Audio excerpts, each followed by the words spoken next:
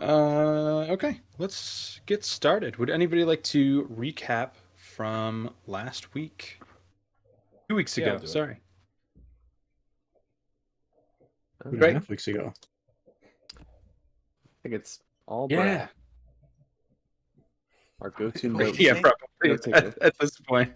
Because now I'll just pale in comparison. Like my shitty memory trying to recall things and your detailed notes, like no contest. Honestly, I have not been taking notes. I am tonight, but I the only know thing I swear to God, the only thing I remember is Teth's fucking winged mount.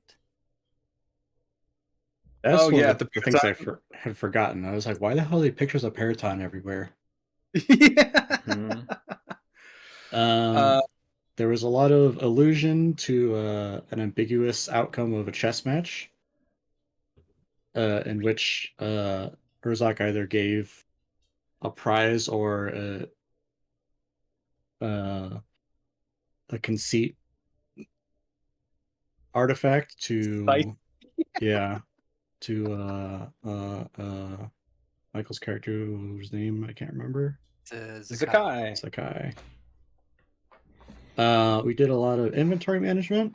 We fast traveled through selling a bunch of shit. I know the rest of the party spent a bunch of money on gems for spells. And then I think for the rest of the time, we just talked about what we were going to do. And discovered that meeting with Hasbrand wasn't feasible, at least not the next 5 days. So we made a plan, um, which I believe, if I remember correctly, was we were going to go and try to save Zflow, and then we were going to meet back at the bunker within 7 days' time, and then have a meeting about staging a coup. Yep. That's right. I don't know if this was actually said in the recording, but I believe you insinuated that you were going to the desert to get there the quickest. It was either that or we were going to teleport with the teleport spell. But Oh yeah. I don't think any of us had firsthand experience of the dredge, the wilds, whatever you call it. Yeah, the wilds. So it would make it more Without difficult, scrying. Mhm. to find a place.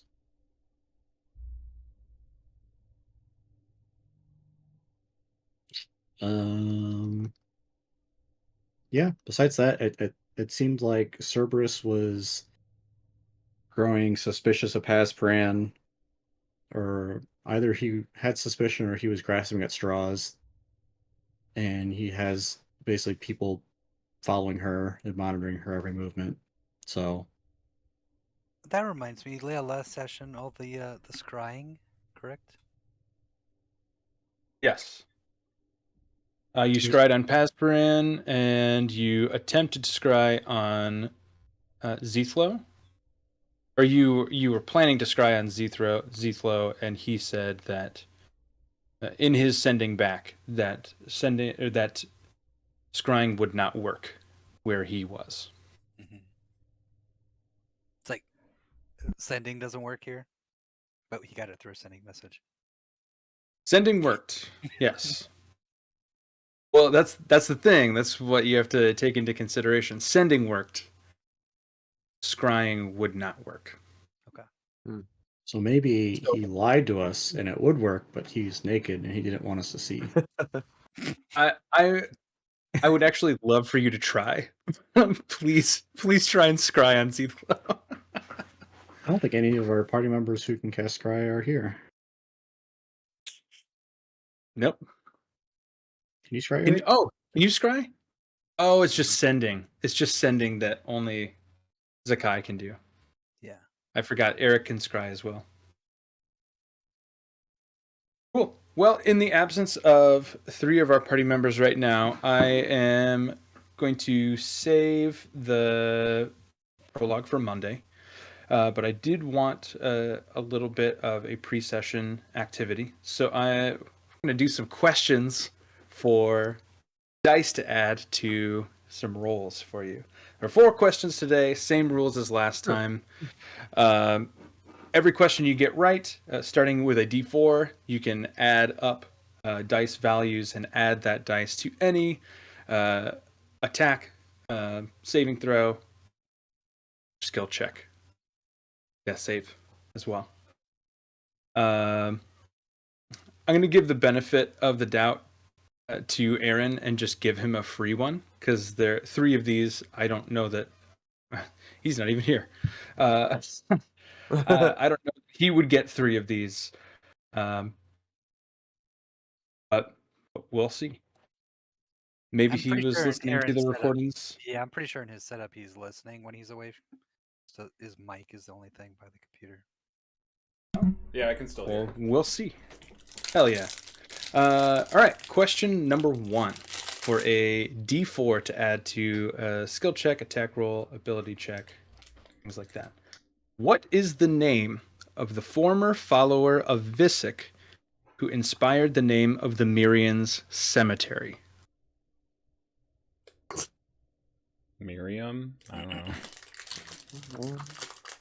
So Mir is the village the party spent most of their time in chapter 2. Mirian is a citizen of Mir. So the cemetery just outside of Mir is named after this former follower of Visick. What is his name? Oh, what's his name? I mean, I don't know. You can chapter answer 2. in your private channels. Brad got it correct. Oh, Oh, okay. Brad is correct. Brad is correct.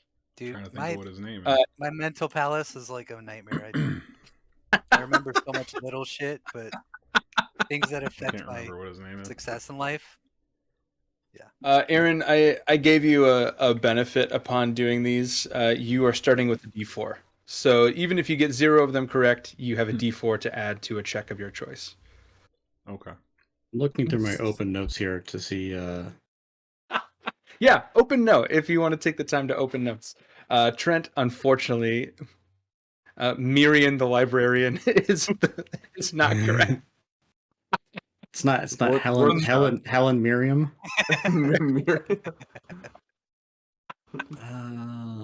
Miriam the librarian is it's going to be a character name actually going forward. Somebody somewhere. Miriam Good. Ravenwood.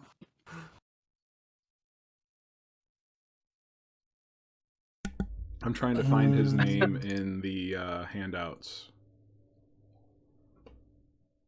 And Is it in if you there? don't know, you can. I have a always guy in mind. admit defeat. That does.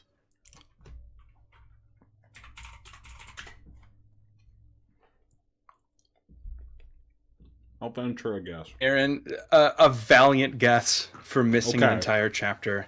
It is unfortunately not correct. Cerberus is not correct. Although Cerberus is a very poignant figure.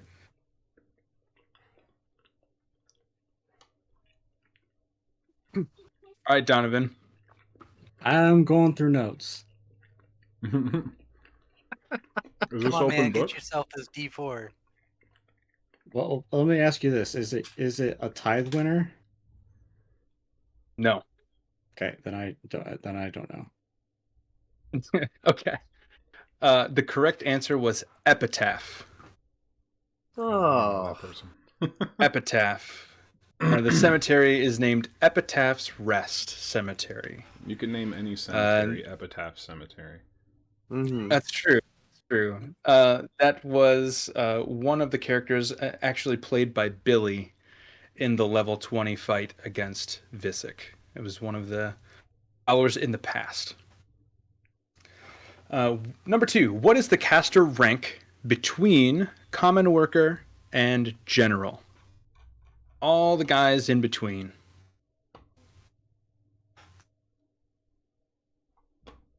What if it is a rank in between, but not the one you're talking about? Didn't you say that at one point today? Donovan got it correct. Wait, between what two ranks? General and what's the lowest one? There are 3 Uh-huh. base ranks in the casters. There are common workers at the bottom. There are generals that rule over everybody at the top. And then anybody in between is some form of this rank. Unfortunately, Aaron, your guess is not correct. Is Oh it my a God. legitimate military rank? Can we have that clue? Like in reality? Or is it Brad also got it correct. No! I Oh, God. don't know. I I don't think so. I I definitely don't would, think it's a rank. I would assume it's more of a position in Oh, a standard military outfit than it is a rank. okay. I'll be vague then. Brent, you're gonna hate yourself when you don't get this. That's not why It I'm is gonna hate not myself. correct, unfortunately. Okay. The correct answer was scout. Scout. Scout. Like Barack Obama. Number yeah, Oh, Brackle okay, Bath yeah, is That's the yeah. scout only elite reason I knew. for the caster army. Yep. Number 3. Name any 3 in any iteration you want. Oh, no. Any order. Name 3 of the territory generals. Any 3. Okay. Do I spell their names right? You don't have to spell their names right.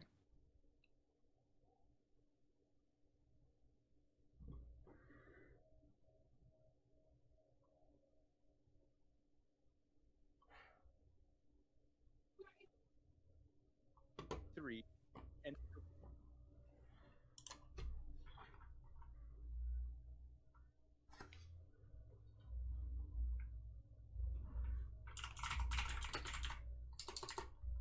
Am I wrong again?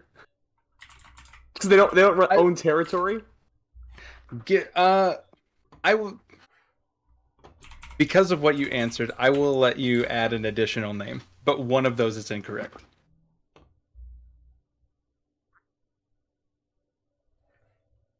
Perfect. Yeah. Okay. I'll count that. I count got that.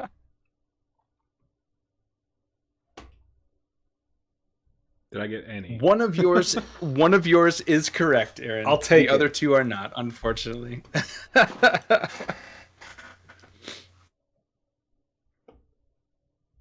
Fuck. I think of all the generals that don't have territory.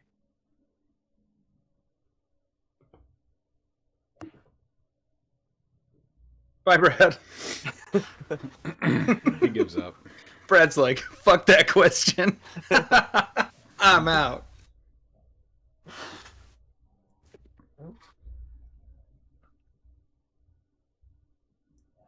Far, everybody's at a D4. That's good. Oh, except for Brad. I think Brad has a D6. Oh. God damn it.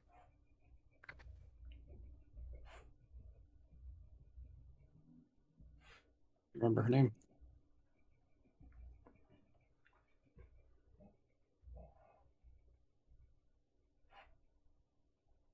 You have the same problem as Vern. I will let you add another name to that.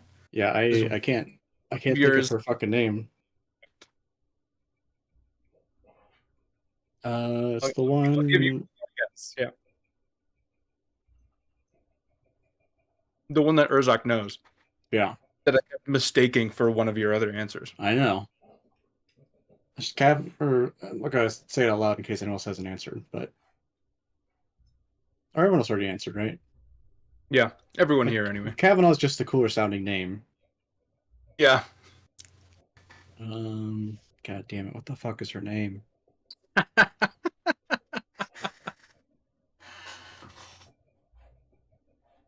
It's my Achilles heel is remembering the 50,000 names in this campaign.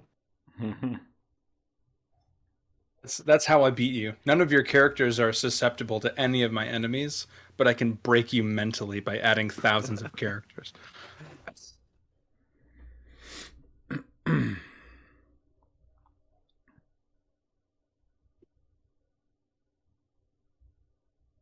That's right. Clear your Okay. mind. Okay, it's You time got to cheat. it. No, it's time to cheat.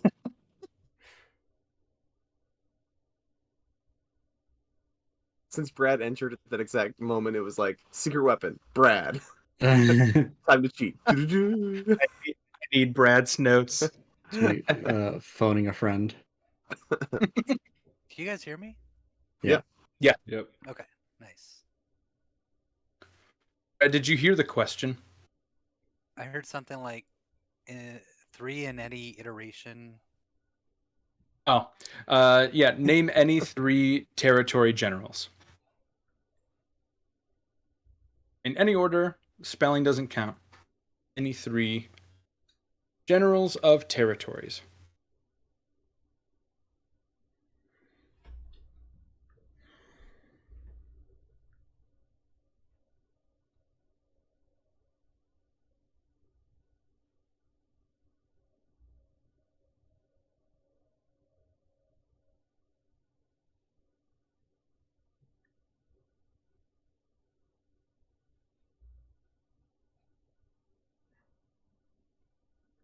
Brad is correct on the first try. Of course. The scholar. Which brings you up to a D8, Brad. Nice.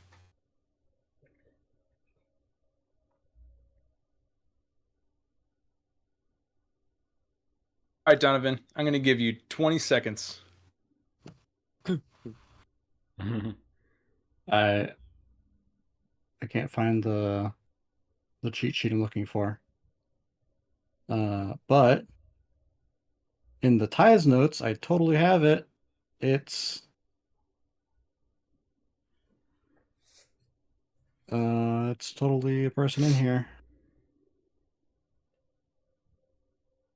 It also is available in everybody's journal on Roll20.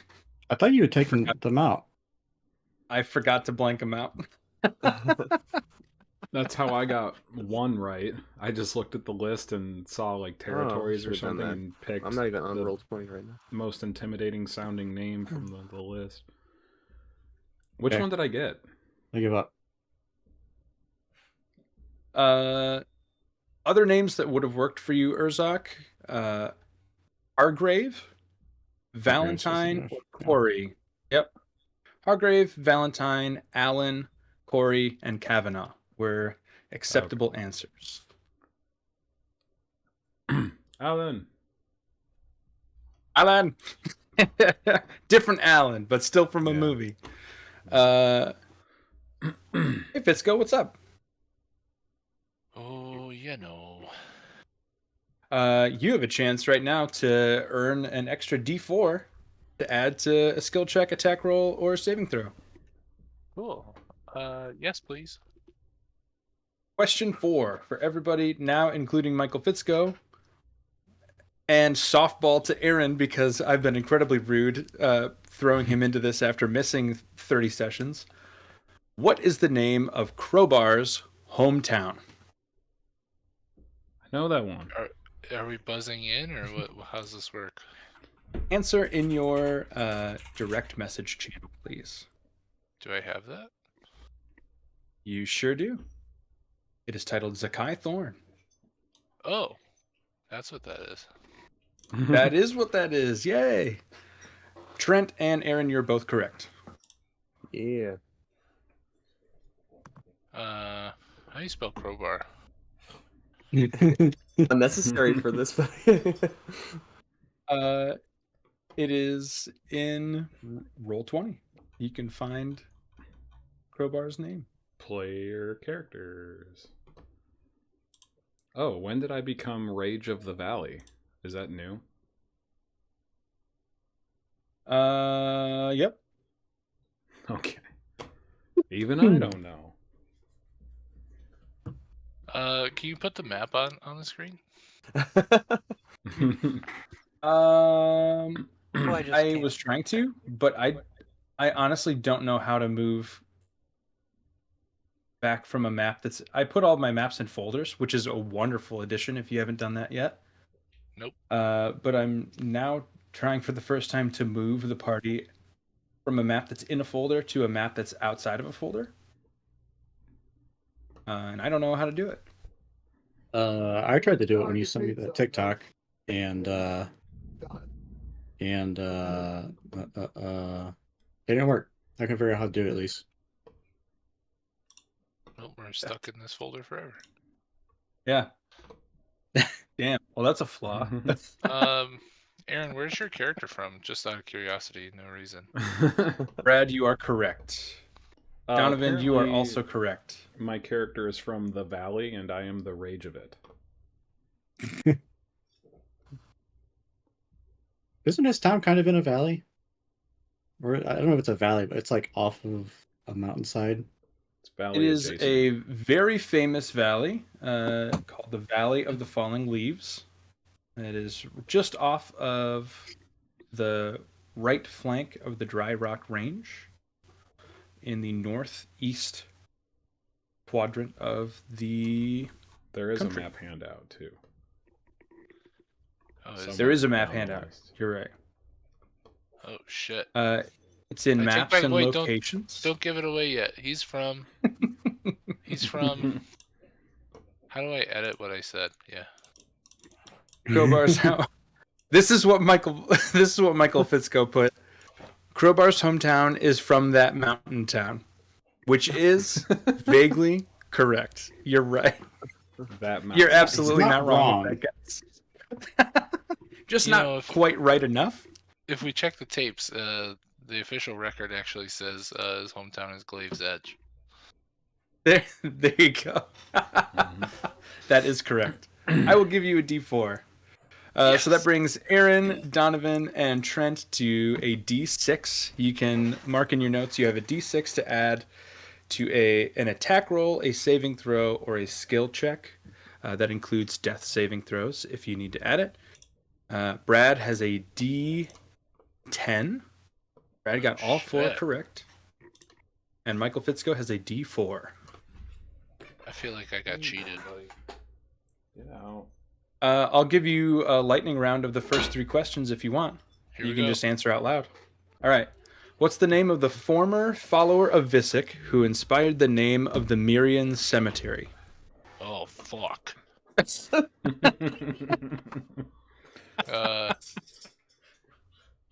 Steve. That is unfortunately incorrect. As much as Flynn, who used to go by Stephen, would want a cemetery named after him, not Stephen, unfortunately. Number 2, what is the caster rank that falls between common worker and general?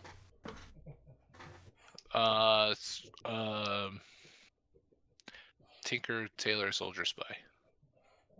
None of those are correct, unfortunately. No, The that's one The title. actual answer was Scout. It was a Scout. And I know you'll know the answer to this one for sure. Name any 3 of the territory generals. Yep. Got it. So it's a D6 then? You already named one of them, so That's true. you got Steve.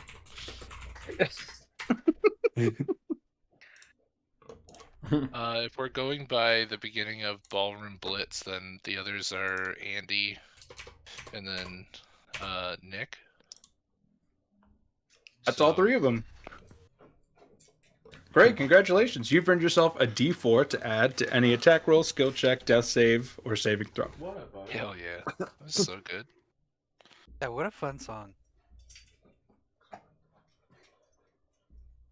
I was playing somewhere the other day. Fellas.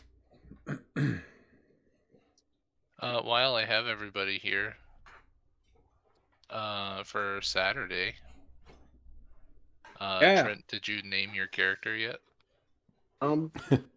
Before you logged on, I was trying to brainstorm some names. Hell yeah. Steve. By the end of this session, I'll have a good name picked out. Okay. Aaron, I had to revert Jerry back to level 7 because he was still level Yep. 13 from something else. So just I would check over his spells and all that fun stuff. Because I don't know if anything else got changed in that process. Yeah, he's still showing his School of Dormancy. Do I need to switch him back to Necro? No. I don't remember where we were in that transition, so you did it. It was like partially accomplished during downtime. Cool. And And You got Brad, sucked into Azura, and you had plenty of time to learn while you were over there. Brad, your character is de-leveled? still gone. Right. Yeah. I'd be fine remaking Lucius. Yeah, because he's just not in the campaign anymore. He's not So anywhere. Well, you wiped him. You said, right? You didn't Yeah. think we'd be going I was back. clearing room for other characters. Yeah. I don't blame you. I had to get rid of Cully McCulkin from Andrew's thing. Rest in power, Kulki. Yep. So Fitzko, I can just like you want me to re-roll abilities and HP and yeah, you can re-roll all the things if you want. go Okay, he's just a Way of Shadow and Way of Shadow Earth Genasi that has Bracer, magical bracers for defense. and he has a rocket arm, Quarterstaff? Yeah. grappling Um, hook arm. I mean, grappling. Oh yeah, the grappling hook. Items Actually, that for did you customize that item? new characters? I don't think so. I think that was just the standard. Oh, I did make a custom one, I think. Every new character And gets a then, grappling hook. Yeah. Our party's called the Grapplers. Just firing grapple arms everywhere. Snatching. I have do think I have a entity- custom item that I made for Vern. If you want to use that, that I can send to you, Michael Fisco. Sure. Okay. I think Michael, there should does still be your- one in there. You have an iPhone, right? I do. Okay. Does yours use the Lightning port? It does. I don't have Okay. I'm gonna buy a thing that lets you use. It's got a headphone jack and a power pass through, so you can Okay. charge your phone and do a headphone jack. We can just do that. I should probably Yeah, have it or- anyway, because all these people with damn iPhones. I'm gonna bring like a little wireless charger, so most newer phones can use Oh, I have to. no cords. I'll be honest. Since this is our first time doing my game in person, I hadn't thought about the music or lighting until today. I got the Uh, lighting. So I'm gonna try out this app that I found called Pocket Bard. Have you seen this? Heard about this? No. Heard No. about it, but I've Heard of never it. experienced with it.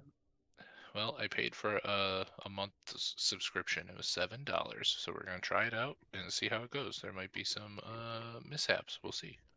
Okay. Oh yeah. That's the one you can like manage different layers of the music and like fade in, fade out stuff. Yeah, so it like plays a continuous loop of like whatever environment you pick, and then you can change the intensity. You can add ambient effects or weather effects, and then like it'll roll into battle music, and you can change how intense the battle is, and then Yeah, it looks That's very pretty like cool. a That is victory super cool. fanfare and stuff. It's just Final Fantasy VII. I wish. I was playing with it at work today, and then I was like, yeah, I look like a crazy person over here just listening to this fucking heartbeat sound on my phone. Mm-hmm. That's pretty cool. We'll see how it goes. Yep. Michael Fitzko, one last question about your campaign before we get started. Yeah. Items for new characters. How many do we get? Yeah. Of what rarity for Trent and I? Yeah. I would say you could have. I think Whisper is the most kitted. So what does he have right now? Way A too much. legendary dissolver gun. Yeah. Hey, that's still a work in progress. Okay, that's on my to-do list for today. He's got the vampire chick's phone number. He's got. He doesn't have the Firestorm potion anymore. Okay, he has a legendary, 2 very rares, 3 rares, You have two And- very rares. and 4 uncommons. Oh, I got potions down here. We have another legendary, 2 more very rares, a bull, which is a rare, and then another uncommon. Level 7. We're level 7. I know. Yeah. All of those really cool things that make you very strong. It makes it really hard to balance. Like I was working on the final boss encounter for this place yesterday, and I was like, yeah, you guys can do a fuckload of damage to it, but like it's gonna annihilate you as soon as it gets to go. It's gonna be rough. Good luck. So Is so here's the Casimir- list. A Topaz Annihilator, That doesn't count. Frostbrand short sword. The True Sight Tattoo is a very rare. That does count. Yeah. The Cape of the Mountebank. Ring of Protection. +1 studded leather. Boots of Elvenkind. I have both a light crossbow +1 and crossbow bolt +1.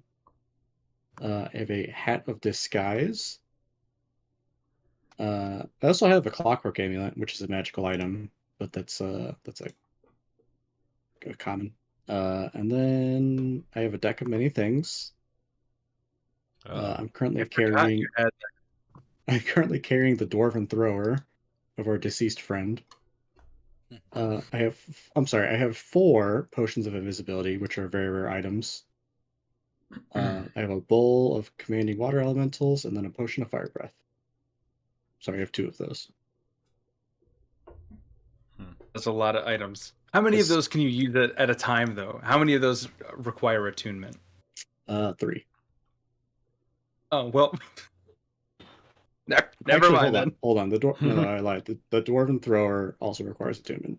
I was going to say, at least the Frostbrand and the Annihilator have to require attunement, for sure. Oh, that's true. Yeah. So you can use the Topaz Annihilator, but I believe the Disintegrate spell requires attunement. So, half and half. Yeah, so you guys can pick anything that's pretty much not legendary. In what quantity? You could have a very rare, and then beyond that, I don't care. As Great. long as you can justify why your character has that thing. Oh. All right. Beyond, it looks cool. Okay. My character saw this and was like, I want that. My character's rich. That's why they Birthday have gift. Yeah, I just bought all of this. I don't know how it works. it. That's how we got half of our shit. Moonstone Mask. That's very true. Yeah, that was. Oof. That's what it's there for. Barlos, what are you playing? Boy, that's a question. As of right now, I have no idea. I know that the little Owlin is probably going to die real soon. He's very weak. I don't know what I was doing when I made him. He's also the least interesting character I've ever made. And so you had a character though. Yeah. But I will be playing one of 2 characters that Billy as Ragna will decide in the moment. So I'm not sure yet. Yeah, we're just gonna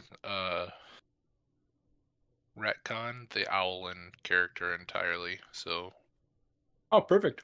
it's just gonna He's gone. It's just gonna be your new guy instead, because you were literally discovered in combat. So there's not really a whole lot to change. Perfect. Trent, are you looking forward to also playing a Twilight Domain cleric? oh yes, I'm ready to join the ranks with you guys. Is the what is that mace or whatever he uses that heals? Is that something that Trent can? The sensor. The sensor, yeah. We have 2 sensors. Sure. That's how we survive 1 round against the fire burden. After Michael. Did you actually pick a Twilight Domain cleric, Trent? No. Oh, I was gonna say that's phenomenal. That's so good. The reason it wouldn't work is because the 10th HP doesn't stack. Mhm. But the I- aura would be everywhere. Yeah, you only get 20 rounds of healing. Yeah.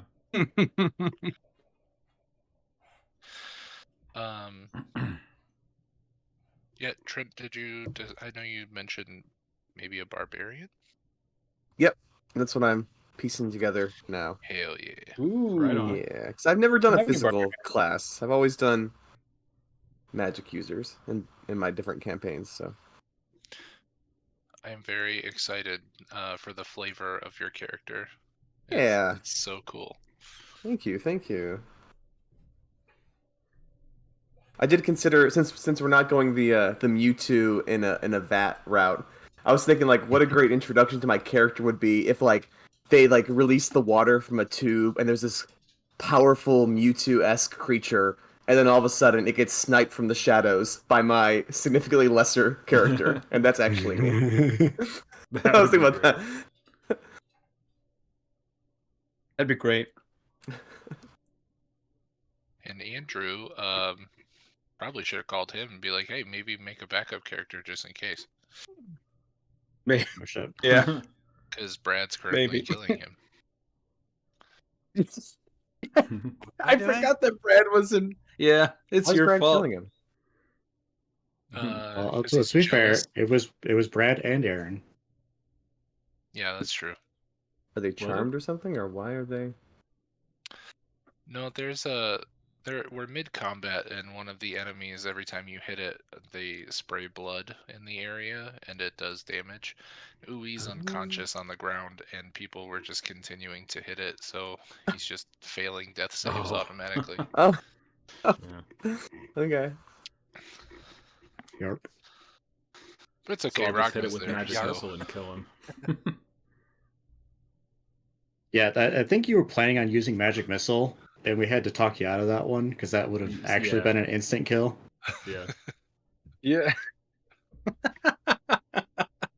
Yep. Is there I can't wait for Saturday. This is gonna be great. it could be over really quickly. Who knows? It could be. You never know. Yeah. I just remember Can being I- scared. can I make my character in your campaign so I can? Do you have access to all the goodies that Barlos has access to? I do. Did Okay. I not send you the invite to the thing? You probably did. Do you know how I would access that? Just on Yeah. is it Right, on guys. Roll20? I'll take one too. See you, Donovan. I almost want to like Copied. make an account that all of us use and like crowdfund every resource into the one account, and then we just invite that account into every campaign that we have, so we always have everything. You know what I mean? I know it's like $1,000 to get all the materials for 5e, but problem if we is, I split it think- 7 or 8 ways, I think between me, Donnie, and Barlos, I think we have more than half of it now. I know I've Probably. got. I just bought Bigby. Tasha's and the dragon one, I think. I will be purchasing. I'll be purchasing the the Planescape. Monsters of the Miner- Multiverse? Yeah, Planescape. Oh.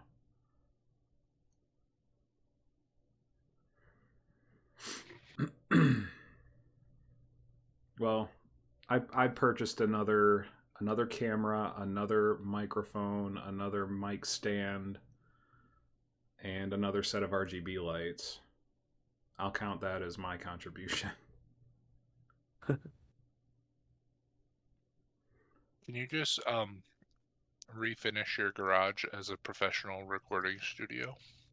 Yeah, I would love to.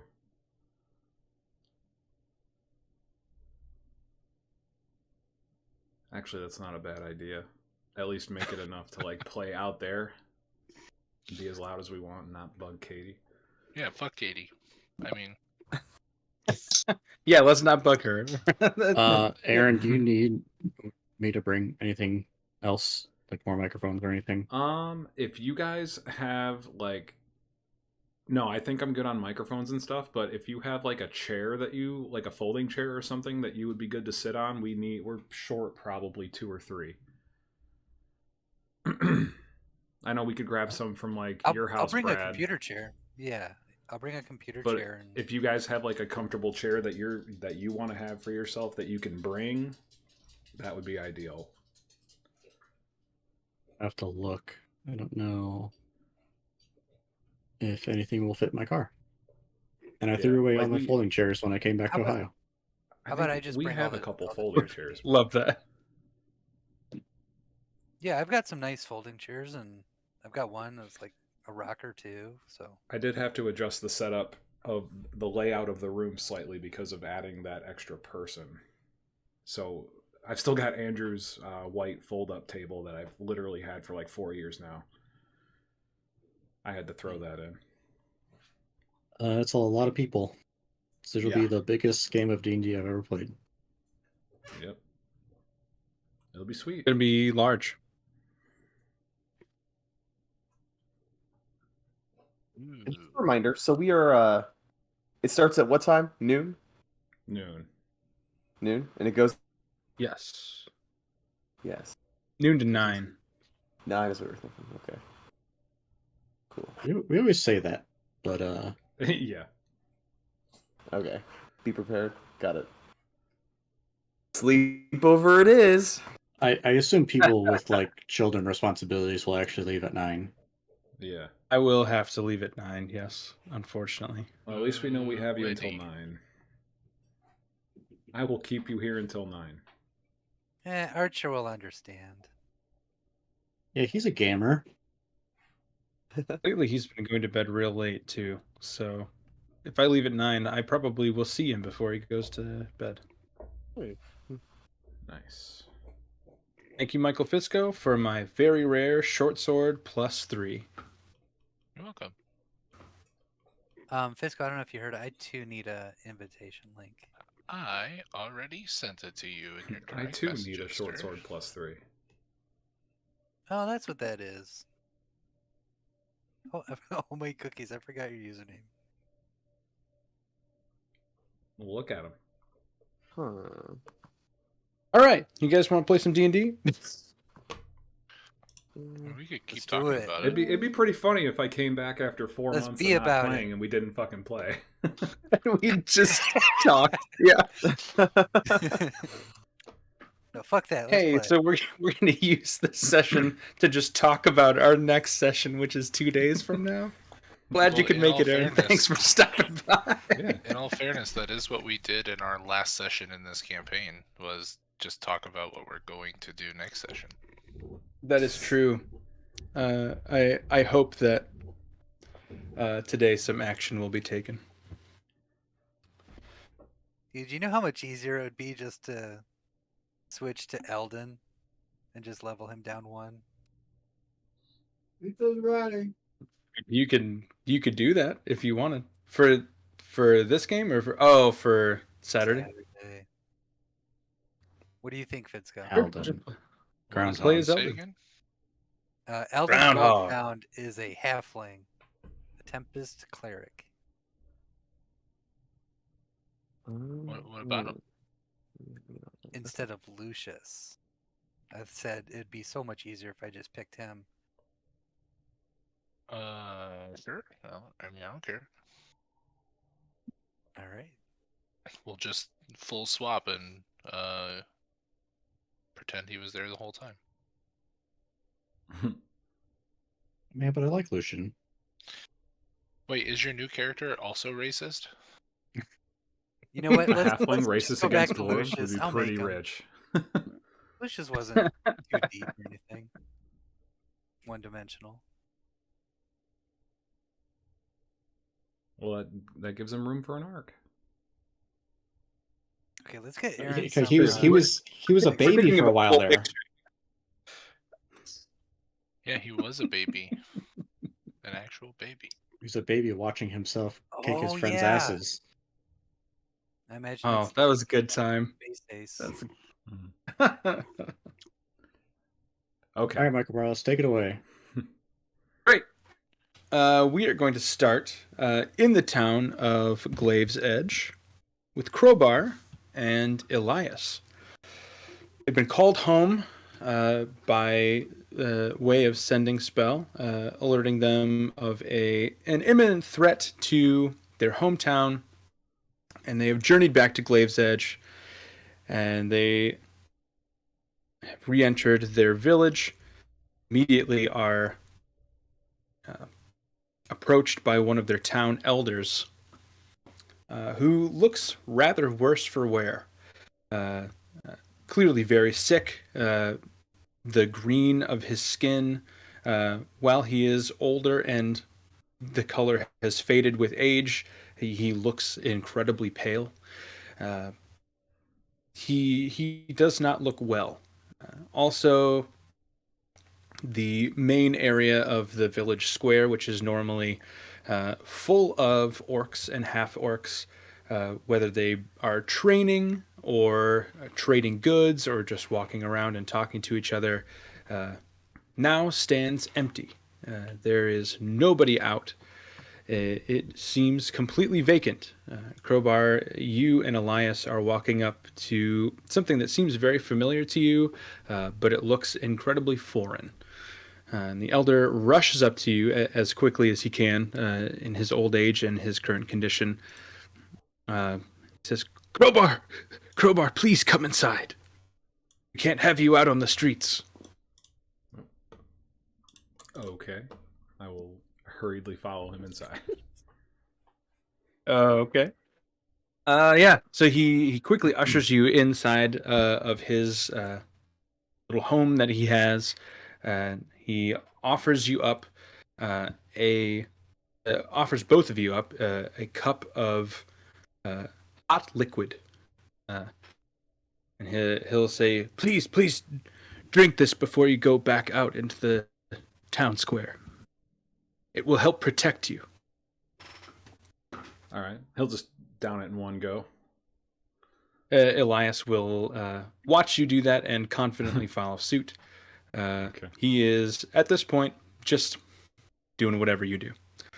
The elder will seemingly calm down a bit now that you have consumed this substance. It tastes bitter, but not bad. Just you can tell that it's medicinal of some sort. And he'll sit down, and you can hear just the pain come from his body. He sighs, and his body just falls down into this chair, as if he's been carrying a great weight. And he looks over at you, and he'll say, "Crowbar, our village is in grave danger. A few days ago, maybe a week, it's hard to tell how much time has passed at this point. We heard a large explosion just outside of the town limits, and within hours, our people began getting sick, deathly ill. We've lost several people already, and I fear that all of us may soon be wiped out completely." From what? Sickness, Crowbar. We're all sick. We're getting sick and dying. I don't know what it is, but I have communed with Oku, and I have a solution, but you're the only one well enough that can journey to get the ingredients we need to make the antidote. Just tell me the way. He said, "Follow the western stars into the desert. There is a flower there with juices that are medicinal enough that can help eliminate these poisons that we've ingested into our bodies. We've tried everything, Crowbar. Magic doesn't seem to work on this poison. Go into the desert and find the flower called Tears of the Nymph. It's purple, they hang upside down, and they're shaped like teardrops. Please, we don't have much time." Okay. He'll just take a second and kind of mull it over in his head and strengthen his resolve and gather up Elias and head outside. He will ask for your forgiveness that he's not showing you out, as he does not have the strength to get back out of his chair. Okay. Would he'll you just kinda nod. like to do anything else? Oh, okay. Yeah, that's I fine. think, Would you like I to do think anything else before- in Glaive's Edge before you leave? Yeah, before he sets out, he'll just kind of what is the foliage like? Is it still, are the trees still alive, or is everything kind of tainted? Make a nature check. Okay. Does this still work? I added those bonuses, by the way. +1 to nature and survival Yeah. for you. I rolled an 8. With an 8, you can definitely tell at a surface level that the greens of the trees are definitely less vibrant than you remember them being. There are things that are closer to the ground seem to be wilted more so than the trees, but whatever is affecting the village is doing so through the soil. Okay. I'm just gonna find any particular tree that jumps out to me and just kind of not full on commune, but just kind of have like a prep personal ritual before I go. Okay. Yeah. And I'll just have Are Elias you- join me in it. Okay. Yeah, he'll sit down next to you. Just mirror all of the movements that you take. Mm-hmm. Are you actually communing as a ritual? No, just like Okay. a personal Just ritual, like not so a much centering. magic Gotcha. one. Okay. Cool. Yeah, he will sit next to you in silence and just kind of prep himself mentally as well. Okay.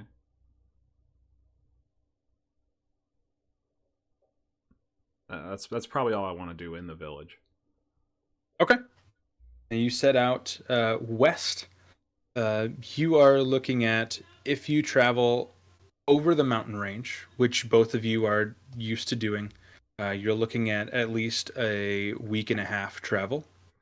Okay.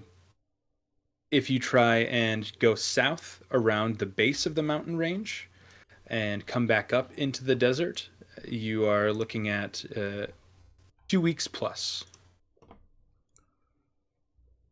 I'll probably just cut through the mountains. I won't Okay. go around the bottom. Cool. For your travel, I'm going to have you roll. Give me 5 survival checks, please.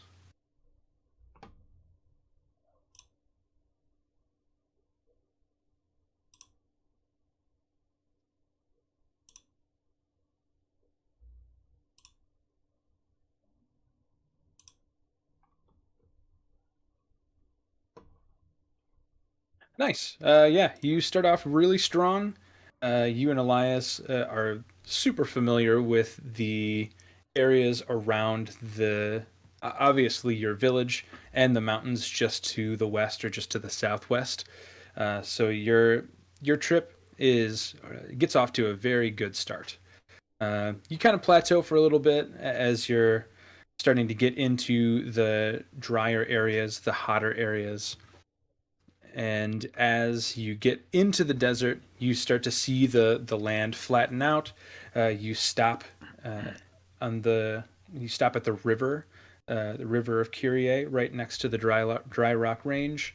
Kind of stimulate yourselves, and you are good to go for your final leg of the journey. It only takes you about 9 days instead of a full week and a half like you had budgeted before. But you get to the desert unscathed. Nice. Something I'm right, wondering we're gonna- too is sorry. Sure. The Oh, go ahead. tattoo. Yes. I didn't know if like in the desert we maybe ran across some like gypsy that gave us the tattoo, you know what I mean? Oh yeah. Narratively, I know I it's don't a know. bit of a You bonding thing for him and Elias. why don't you explain how you and Elias came to get your matching tattoos? I would love to know. Okay, so I think as soon as we get through the mountains and as soon as we get into the mainland of the desert, um, a bit of like a mirage sort of sandstorm would overtake us.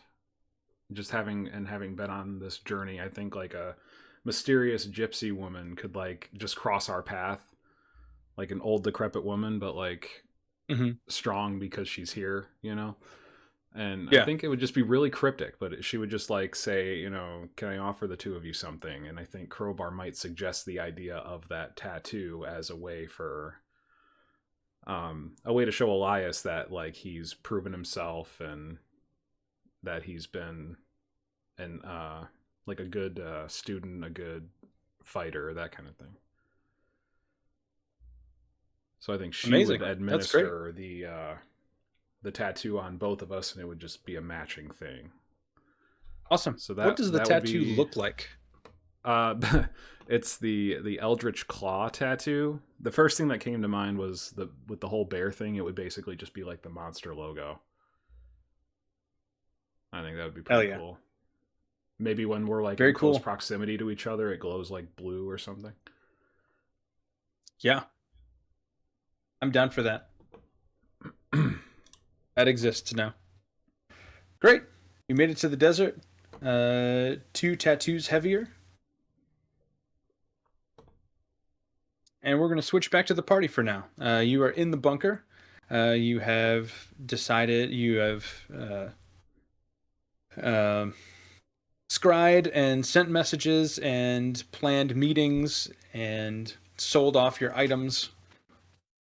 And you're now ready to take the next step in your journey.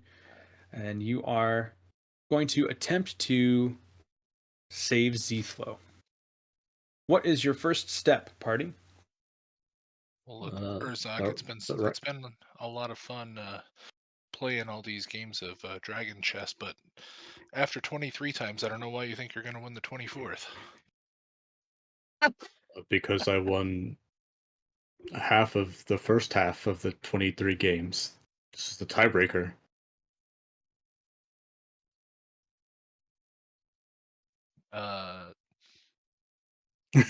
Knight to e4. Uh, And this is what we'll be doing for the rest of the session. Move for move chess games. and then Urzak stands up and says, "All right, we really need to go. I don't have time to finish this game."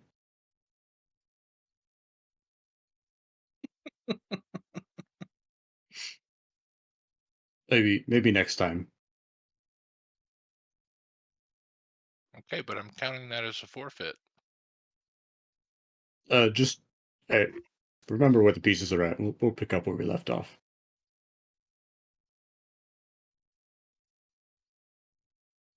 So where are we going? What are we doing?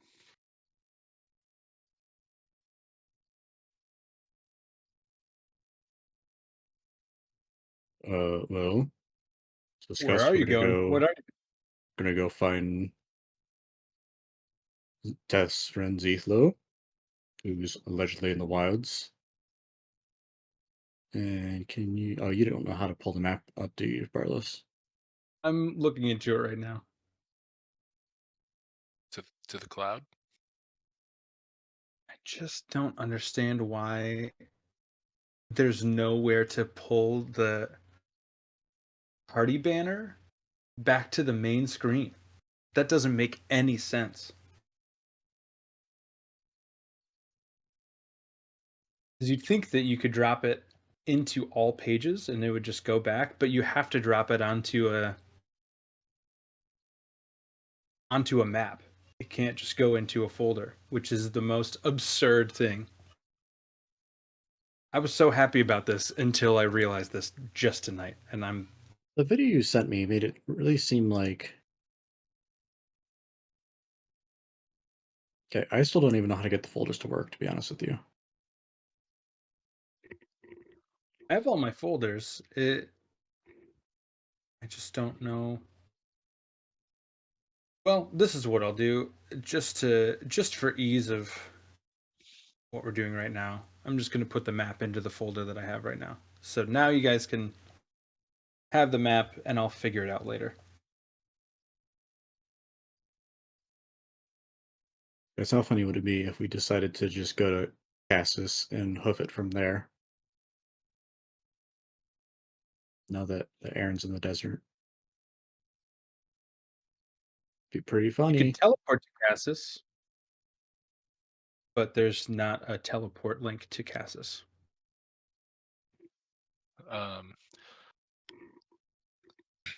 Everywhere's walking distance when you're a cloud. It's true. You're looking at the druid or the paladin? Probably the paladin with that nice necklace of windwalk. Fairbreed. Zakai has Windwalk too. Oh no shit. Okay. Well then Yeah. disregard that. You Zakai are welcome to try that. And But I think we discussed teleporting to Kazul. Right, we do have a waypoint which takes us, I assume, is just outside of Kazul.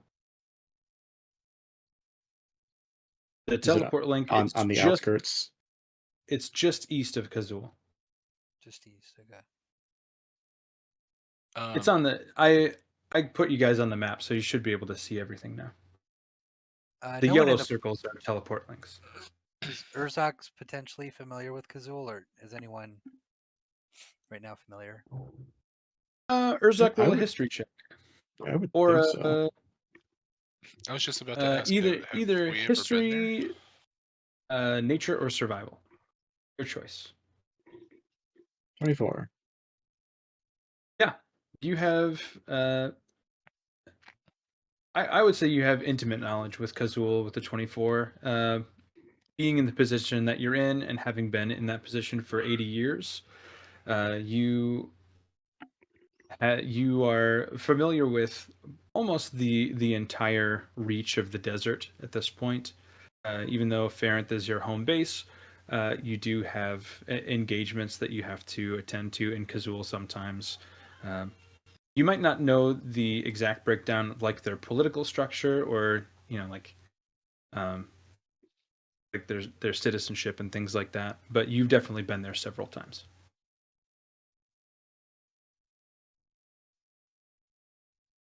Yeah, I totally know about that place. Guys, besides, it's the closest teleport we can take to get to the wilds. Teleport there. I guess if we want to be cloud people again and whisper our way to the wilds, not opposed to that plan.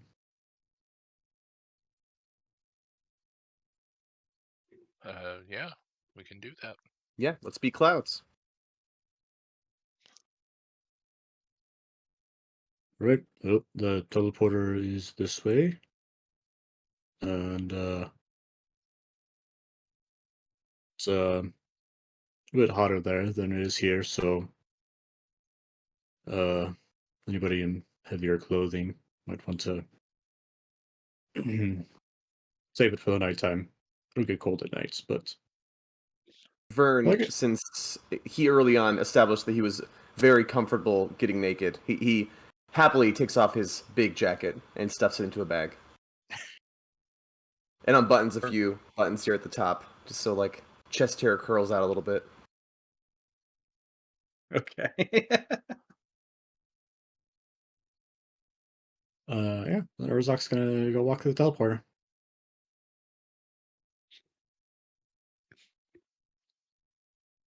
Great. Let's go I rescue would like Z-Flow. to go back in time for just a second. Did we long rest after using all of my spell slots for messages?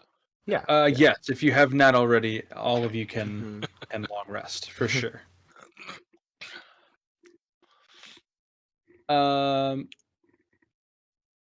Urzok, let's walk through your first impression of going through this teleporter, because you've tested all of them at this point. So you would know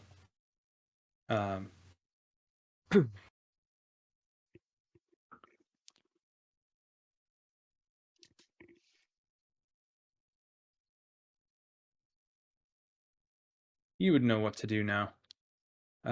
Please let me know if I did this correctly. Can you see this map, Donovan? Yep.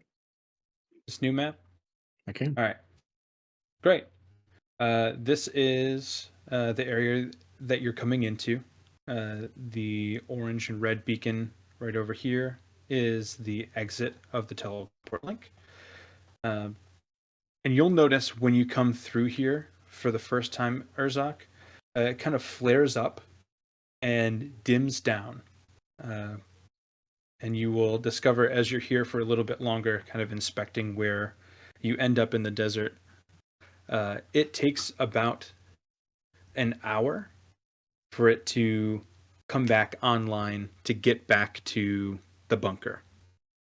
So this doesn't work the same way. The magic is a little bit different than transporting into a magical forest. So this one, when you're here for a minute before you can get back. For a minute or an hour? A figurative minute. You're here for an hour, Okay. 60 minutes. You're here for a bit until you can get back. Well, I can assume that's not the case if we're all going the same direction. But I would have no way of testing that beforehand. Yeah, are we allowed Right. to follow, or is it non-operable for an hour? It is completely operable for all of you to get there at the same time. So just as it happened when you were there, Urzok, I'll move you all back to the bunker. Just like when you went to the forest. Apparently it won't let me move Urzok to the bunker. Okay, there we go. It worked the same exact way as when you went to the forest. You stand around the teleport pad and you all kind of sink into it one by one. I'd like all of you who have, I guess this would be Zakai and maybe just Zakai. Make a Constitution saving throw for me, please, Zakai. I'm so See if good you at get that. sick on the way over.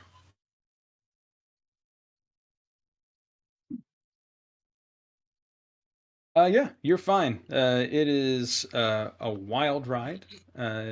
You have. It feels like your insides are on the outside for a moment, but you end up on the other end of this teleport link, and you are standing in the desert. Nice. People For are now, are coming through. Urzok's gonna stand on this ledge and make sure people aren't rocketing in and falling off this steep ledge. perfect. Eric's gonna take in the surroundings immediately. Perception. Yeah, what are you looking for? Just threats or anything that's already an encounter. Roll either perception or nature, your choice.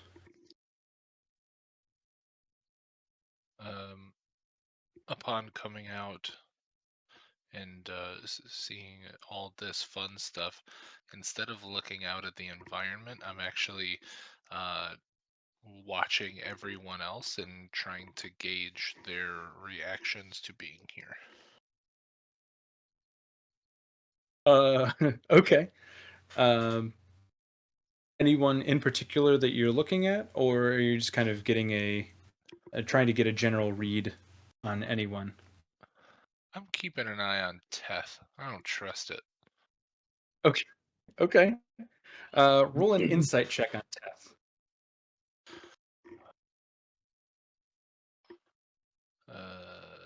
Yeah.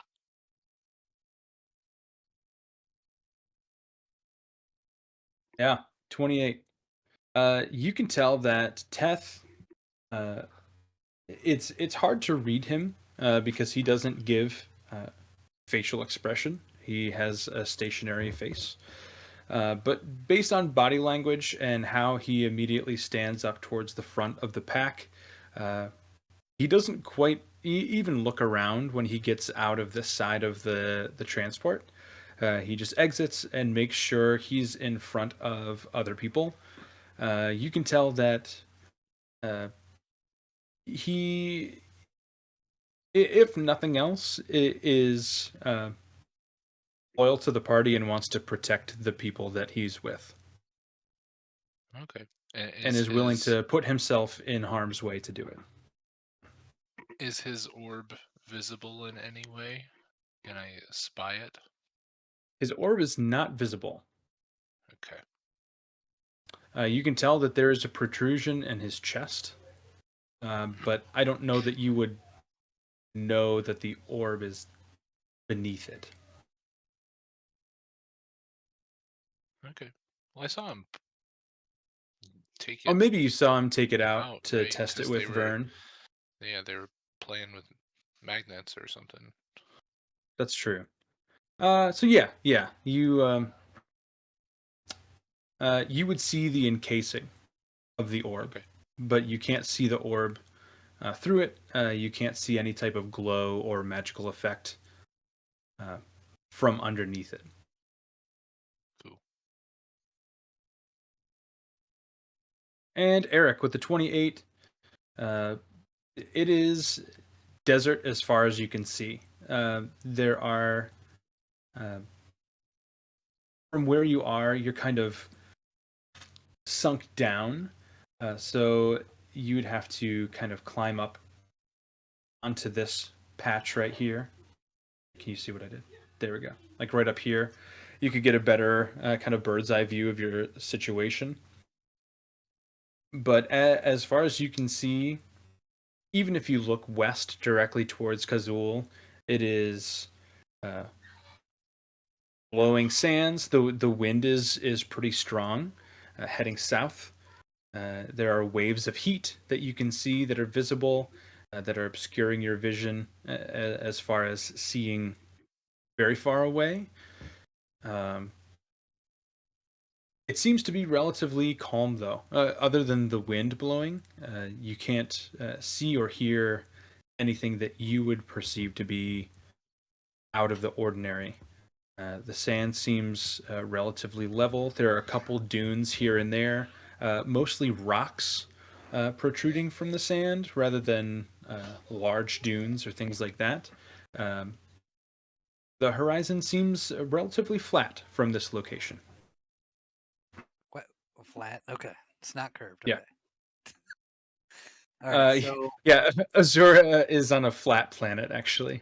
We're nice. all Nice. conspiracy theorists here. Yeah, It's not a Okay. conspiracy if it's true. that is true. They only know this. The conspiracy is that it's spherical, actually. So you were Yes. talking about heat waves. Can't talk. Uh, obscuring the far off distance. So Yes. I mean, we're talking way off. Like at least, I mean, it's not like it's negatively affecting any of one of ours immediate ability to see. Correct. Yeah, I don't mean that it's obscuring vision like directly in front of you. That's just if you're trying to see something further out. It is very difficult to see, out past a couple hundred yards because the heat is just obscuring the air. Okay. So what I think that this is safe for wind walking. You know, when you're wind walking, I mean, there's winds, but they're not crazy. So okay. Right. All right. Yeah. If you use that perception check, you would assume that this is a safe area to take the time to set up the spell Windwalk. Gotcha. I'll tell the rest of the people what I've perceived. Do you have a decent idea of how far away Kazul is from here? On foot through the desert, you're looking at least 2 days walk. By wind walking, that cuts it way down. I don't know what the exact math of that would be, but I mean probably a couple hours, maybe. Yeah, what's our windwalk speed again? Like 500 It's feet or like something down? it's like 600 feet because it's like 300 feet of movement, and then you can dash for 300 feet of movement. So I it's mean, that's like probably one of the a few wild. actions you can take. Yeah. Yeah. So it's 10 times faster than normal. Yeah. Yeah. And a flying speed of 300 feet. So 48 hours. Turns into I don't 4.8 hours. Yeah, 4.8 hours. I Is am that how that fine with that. works? You can also fly, so it's probably even faster than that. Yeah, because you can move in a straight line. Straight line. Although you probably could do that in a desert. We got some rock, Eric, some rock stuff going on Seems pretty here. rocky.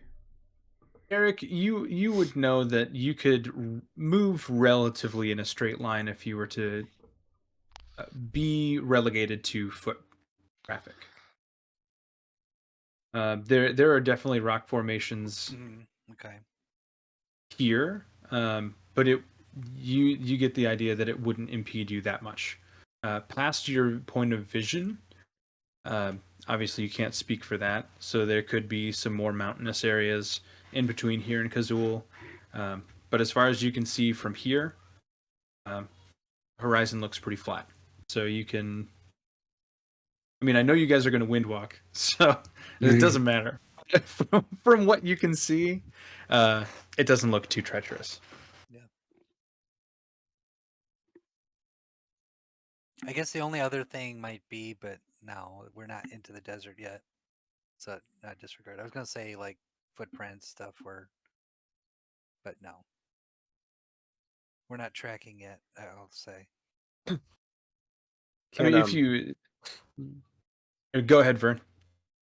Can I send Zapdos up into the sky and have, I don't know what his range of vision is, but to like just look around and see if there's anything that he is all aflutter about, either in distress or like curiosity, like a certain direction. Yeah, you certainly can. I don't know if there is a delineation for how far he can see. He has blind sight out to 15 feet, so that'll help you. I would assume that he has similar eyesight. It's mechanically enhanced, so I mean, Yeah. as far or a Clock-like bit eyes, farther right? than. Yeah. Yeah. You. How are you sending him up? What is Vern doing to send Zapdos up? Well, if I was able to whistle, I would whistle right now, but I can't. So, uh, but he does like a little like a, and he like just, what? Like gently flips him off his finger, Perfect. and then as Zapdos flies up, Vern just like does one of these. Is Vern a Disney princess? He is he's enjoying that new With chest hair. yeah, let's not forget. Yeah, it's all this. And also, as Zapdos flew up past Vern, the static electricity made all his chest hair stick out a little bit. So it's like particularly expressive right now. Yeah, Zapdos will fly straight up. We'll see. He goes, 100 feet up, maybe, and he'll even kind of, circle your location. Okay. He has 60 feet of flying speed, so he can move pretty quickly. And he'll kind of, drone around your location and check out the sights. Go ahead and make a perception check for Zapdos. Okay. Well, my perception gets no bonuses. Oof. Well, that was lovely. Uh, with a 4, he'll come back down. And he just misunderstood what you were telling him to do. It's a Barry situation all over again, Okay. where he was just taking a break. He was just up there flying, enjoying his time up in the sky. You will note that he is incredibly hot. The Oh, metal on yeah. his body is super, super hot, which is incidentally why he started to come down, because he Okay. was getting warm. Oh, okay, little buddy. Let's cool you off. I take my top hat off and let him just like nest on my hair, and I'll put the top hat over top of him. I'm curious, Uh, what color's your yep. top hat? I don't know. It's nothing flamboyant. It's like pretty basic. I Trying think to it's think like of black or like Is it yeah, black? purple. it's. I like to think Yeah. of like as like a dark burgundy. You know what I mean? Like sort of a Yeah, little more Victorian steampunk kind of color scheme. yeah. So you do not learn any additional information from Zapdos, unfortunately. Okay. I turn to the guys Other and I'm than like, the air is very everyone, warm. it's really hot here. And I say it like a novel idea and just nod. Mhm. All right, what are you guys doing? You have your lay of the land. Nobody got sick from the teleport, and you know the direction you need to go in to get to Kazul. We actually also have the winds with us if we need to go south to the wilds, but That's true. Gazul's west. I think we were gonna. I don't remember exactly why, but I think we were gonna stop by Kazul at least. What was Kazul for us? Like information about Zethlo or I guess I if there's thought any it was cities or like settlements. I thought it was like getting like details about better ways to traverse the wilds. Am I making this up, or That No, was no, did I what are you talking imagine about? this? brought up, and then also somebody brought up possibly shopping slash trading or buying things in Kazul, but you did that in the capital. Okay. So if that changes your plan a little bit, Also, that was part of the reason you were thinking about going. there's got to be some people that'll kind of frequent the wilds and then just base out of Kazul with information. Like if they ever have any missions or convoys through the wilds in any way. yeah. Urzak, you would know that the people in Kazul, um, definitely a piece of their trade is mercenary work. Um, if people have to, if people aren't blessed enough to have a necklace of prayer beads and they have to walk through the desert, Kazul is a place where people can hire protection, like professional details that can walk them through the wilds. So there are definitely people in Kazul that go through the wilds semi regularly. Urzak, you would know that.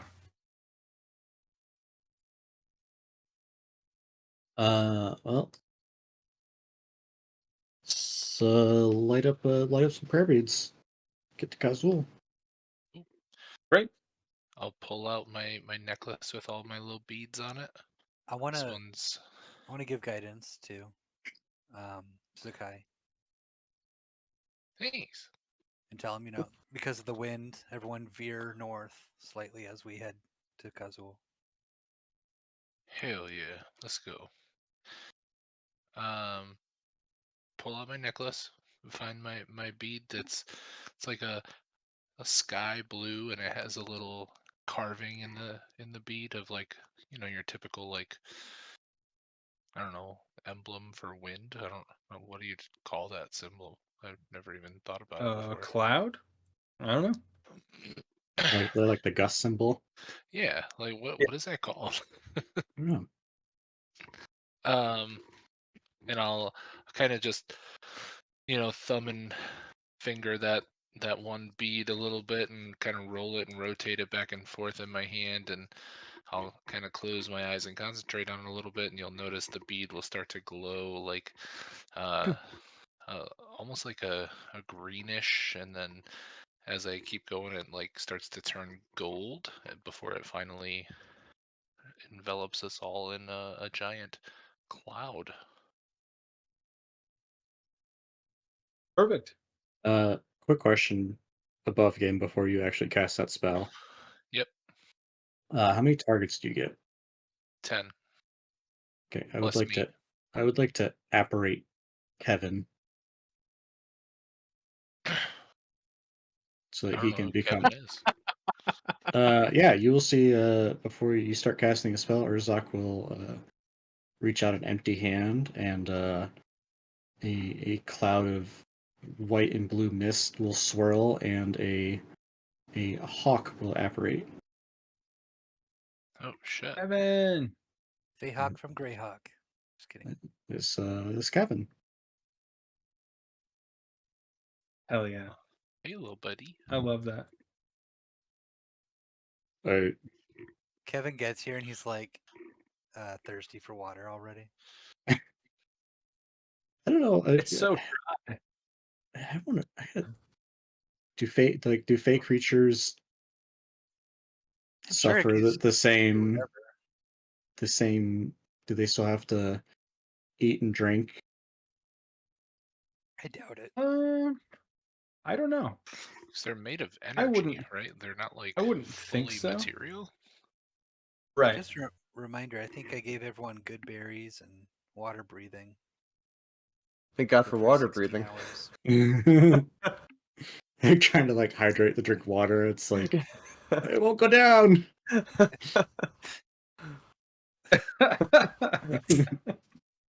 Gosh, if can you imagine like you're going to the desert and then you get stuck, like you fall down a well in an oasis, and you're like, God, I wish if only we had water breathing. And that's the one thing that really could have saved us. Now we're all gonna die because So we how many can't of breathe us underwater. are here right now? Like 7 total with Kevin. Yes. Zapdos, I assume, would need it as well. Yes. Sure. So so it's the 4 of you plus Brackle plus Teth, Kevin, Zapdos. 8.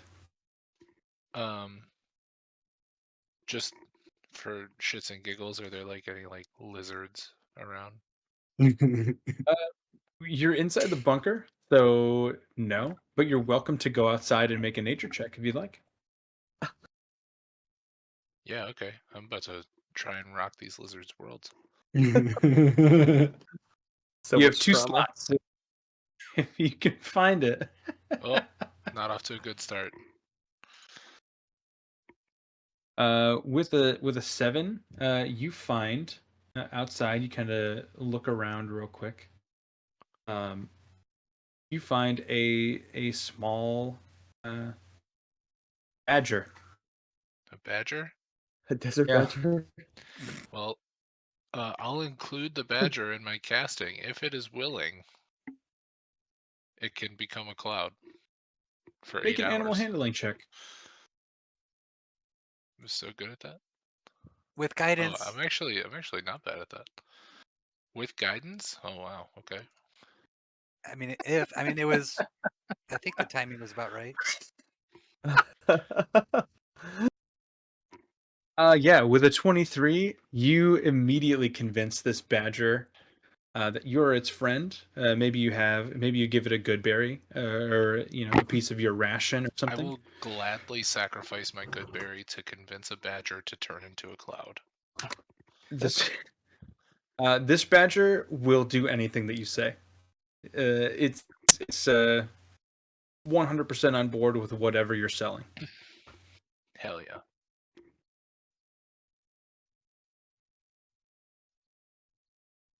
Okay, we're clouds. We have So 8 hours. this is super interesting to me, at least. I assume maybe one other person might find this interesting. So familiars don't have to eat, sleep, drink, because what happens when you cast Find Familiar is you're contracting service with a spirit from another plane of existence.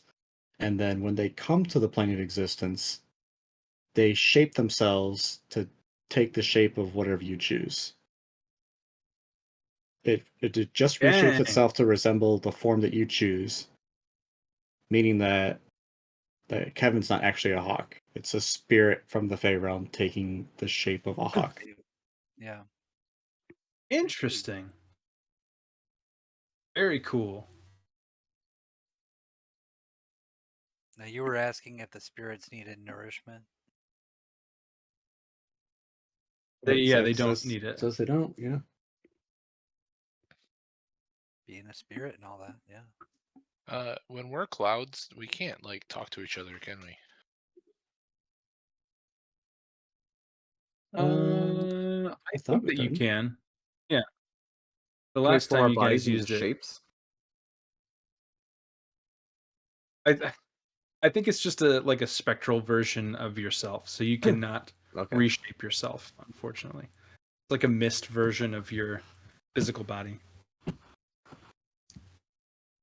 Oh, that makes sense. I was imagining us just being like fucking vapor.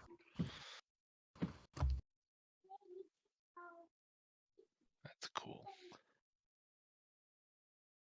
Okay, zoom. All right. Zoom. Let's go. Yeah. We're gonna shift back to Crowbar and Elias real quick. Crowbar, you and Elias you have made it well into the desert. You have come across several travelers that have kind of helped point you in the right direction. As far as you've seen so far, there's very little plant life that you can make out as you are moving. So you have been relatively unsuccessful lately, but several people have pointed you towards the city of Kazul, being a hub of trade. And if you can't buy what you need there, certainly somebody in Kazul would have an answer that you seek. So you and Elias are now, instead of trying to head vaguely into the desert somewhere, you have pointed yourselves in the direction of the city of Kazul. And as you are walking, you start to you you feel some unsettled ground beneath you. So you start walking more carefully, and you are more adept at kind of feeling your way out through different terrain than Elias is. And unfortunately, he steps in the wrong spot and he falls into a sinkhole in the desert.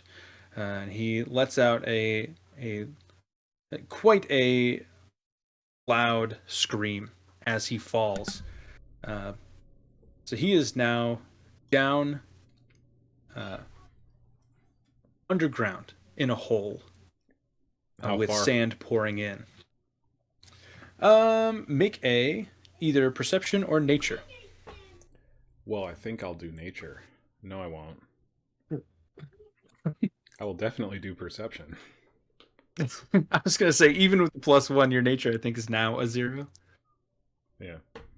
Yeah, with a natural 20, you kind of you gauge where the sun is, and you kind of position your glaive so you can reflect some light down into the hole that he's fallen into. You can see he's a good 15-20 feet down into this hole. It is probably 8-9 feet in diameter, 8-9 feet across the mouth of the hole.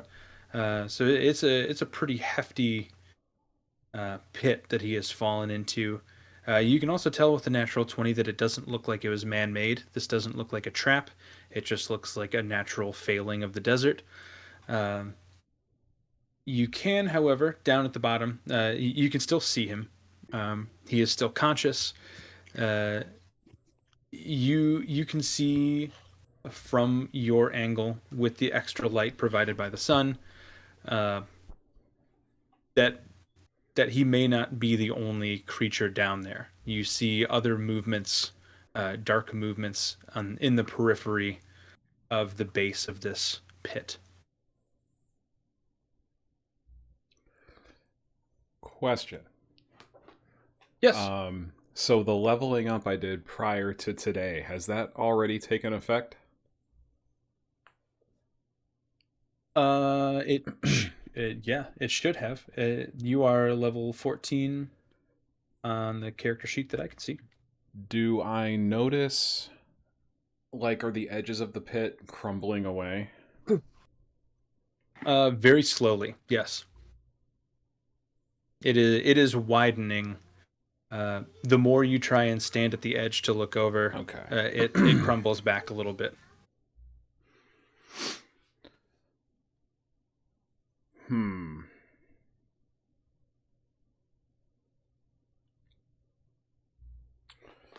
All right. I am. Okay, so when I see silhouettes at the edge of the pit, I'm trying to think of how I want to do this. I'm going in. And to to be clear, those are at the bottom of the pit, not up at the top. I don't know if I was very clear describing that. Yeah. They are down by him, not up by you. And I can't see what they are yet. Correct. You said the pit was 15 to 20 feet. Closer to 10. Closer to 10 in diameter. Oh, well, that works then. I am going to rage Okay.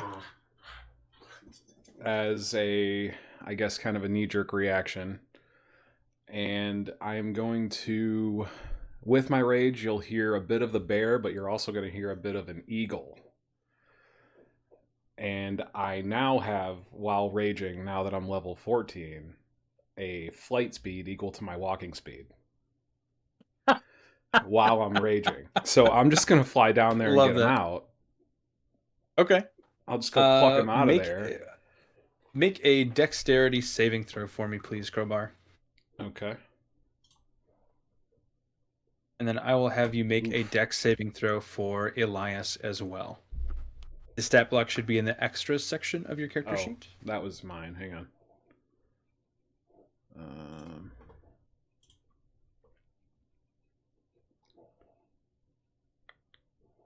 Trying to.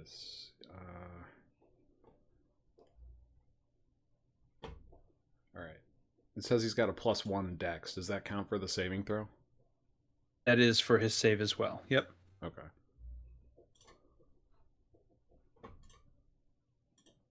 So he actually saved much better than you.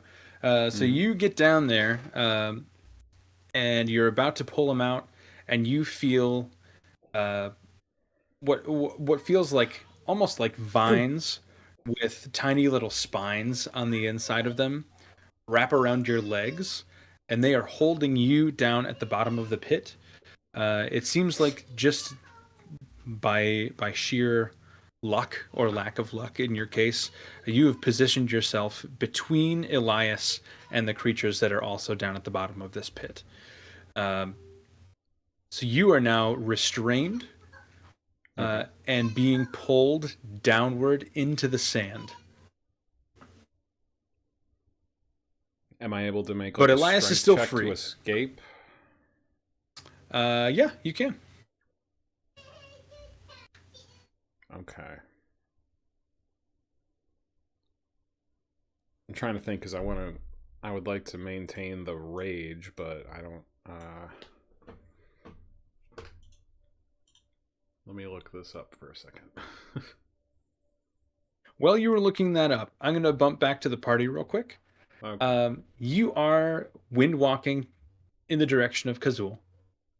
And as you are, you're probably halfway there. You've been flying for maybe 2 hours or so. And you hear a very loud scream just north of your location. Like a human scream or like a animal beastie scream? Like a half-orc scream. Oh. Vern keeps flying.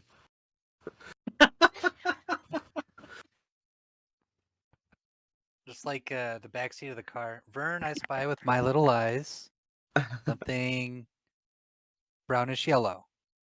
Vern's like, guys, the last time I responded to a scream, like Teth almost obliterated me. So let's not follow it. That's very true. I assure you, stray half orcs are very common in the desert here. There's nothing to worry about. Vern, I realize you think you're probably wise for learning from previous lessons, but I think responding to the bell's scream, you were needed in that situation. Definitely, hindsight's 2020, and I'm glad I did it, and I felt heroic and empowered, but I mean, I guess nothing can hurt us right now, right? As Vern like gestures to his little wispy body and phantom forms. I'm like, should we make a pit stop to see who's screaming? Oh, they'd be This pretty isn't a- fast. Catch us. This isn't a pit stop. This is our duty to help Azura. Okay. Eric, you've gotten very, very noble and and brave. I feel like I can still learn so much from you. The answer was sand. Brownish yellow sand. More sand. Bumping Then- back to Crowbar and Elias real quick. Yeah, What are you doing, Crowbar? I know what I want to do. I want to see what Crowbar does, and then we'll get back to you guys. Okay, Okay. so Crowbar's legs get wrapped. He's getting pulled down. All he's going to say is going to look back towards Elias and say, "Hit me. Do as I say." What? Just do it. Yeah, he is going to. He will take his glaive. This is a willing hit, with too. I the- don't know if he needs to make a roll or not. If Oh, still he's going to does, make I a don't know. roll. Just in case it was a nat 1 or a nat 20. Yeah, so he will strike you with his glaive. Okay. And that will be... you will take 8 slashing damage. So 4 slashing. Motherfucker, you could just punch me, but all right. He doesn't care at this reacted. point. Crowbar is in his face yelling at him to now, hit him. I don't need to spend my action to hit myself to maintain the rage. I'm going to do a strength check to try and escape this restraint. Right. Roll athletics.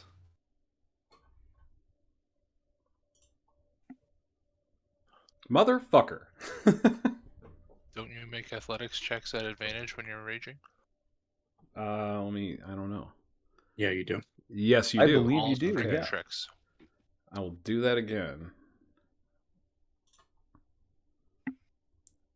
Only a little better. All right, I got to beat a 13. This is going to be rolling to. Don't keep forget you your restrained. D6, Crowbar. Oh, can I add that? You certainly can if you'd like to use it. I will. Hey. Nice. Okay, so I have to beat a 19. You will. Oh. Whew. Okay. You're gonna take 4 poison damage, Okay. and you are pulled deeper. You are now down to your. It's in the middle of your thighs, pulled down into the Okay. floor of this cave, halfway between your knees and your hips. And at this point, actually, you know what? Why don't you make another dex save for Elias? You can see. Okay. That was a rude 20. Nice. Yeah. Excellent. All right. 17. Yeah, make another dex save for Elias. You said 17. Okay. Yeah, he is now restrained as well, and he is going to take 7 poison damage, and he is starting to be pulled down as well. I will now skip back to the party and check in to see what you guys are doing. Gee, whatever that scream was, I hope it's not urgent, since it takes 10 rounds for us to turn back into physical forms. Or maybe we can Well, go let's- and just give advice on their situation, Yeah, like consultants or something. or we can scare the problem away with our misty forms. It's not. All right, Can we- maybe Kevin can do it faster, being a spirit. Can we arrange ourselves in clouds to skywrite a message to whoever needs help? Is that going to do anything? Yeah, you can We try. question: Can we We're rooting for Megazord you. ourselves into a giant, like each of us forms like a different body part of this giant, intimidating cloud creature? Gonna make a Megazord of clouds. Yeah, and we can skywrite too, but We're gonna go for like an roll for intimidation check. I just like the thought that we're on this road trip. It's like we're like just been like flying for 2 hours, and this is where the conversation has drifted to. Like, Yeah. all it took was a scream, and you guys are like, Megazord? Cloud Megazord? I think Like that was 2 miles ago. We discussed that idea. decide decide what you're doing, and then yeah, and also this makes sense because how you roll. Vern is all about piecing parts of himself together, so it's not just like he magically knows Power Rangers. He's thinking about us as parts of a machine working together. So organically, it makes sense. All right. Well, if we get there and it's something we need to scare away, I think the assembly of the Megazord itself is what's so frightening. So perhaps we should wait to assemble into the Megazord until we get there. I agree. And what if we like all yell the name of like an intimidating monster? Like Tyrannosaurus or something. Or naturally, I would be the dragon. Oh, right. Yeah, is that what you guys are gonna do? Yep. Yeah, I think so. All right. Yeah, fuck it. Okay, so to be clear, your idea is to form all 9 of you, including Kevin, Zapdos, and the Badger, into a Megazord of clouds. Only if it requires that something we scare away. Yeah, the first thing is going to assess the situation. Okay. If it Alright, yeah. requires it, we will then shout whatever intimidating form we're trying to become as we link together. Catch like a Pokemon. Gyarados! Cool. Yeah, you fly up to you fly towards the sound that you hear, and down on the surface of the desert, you see a hole in the ground. It appears as you are watching it. You can't see down inside of it, you're too far up, but you can see that the mouth of the hole seems to be widening as you are looking at it.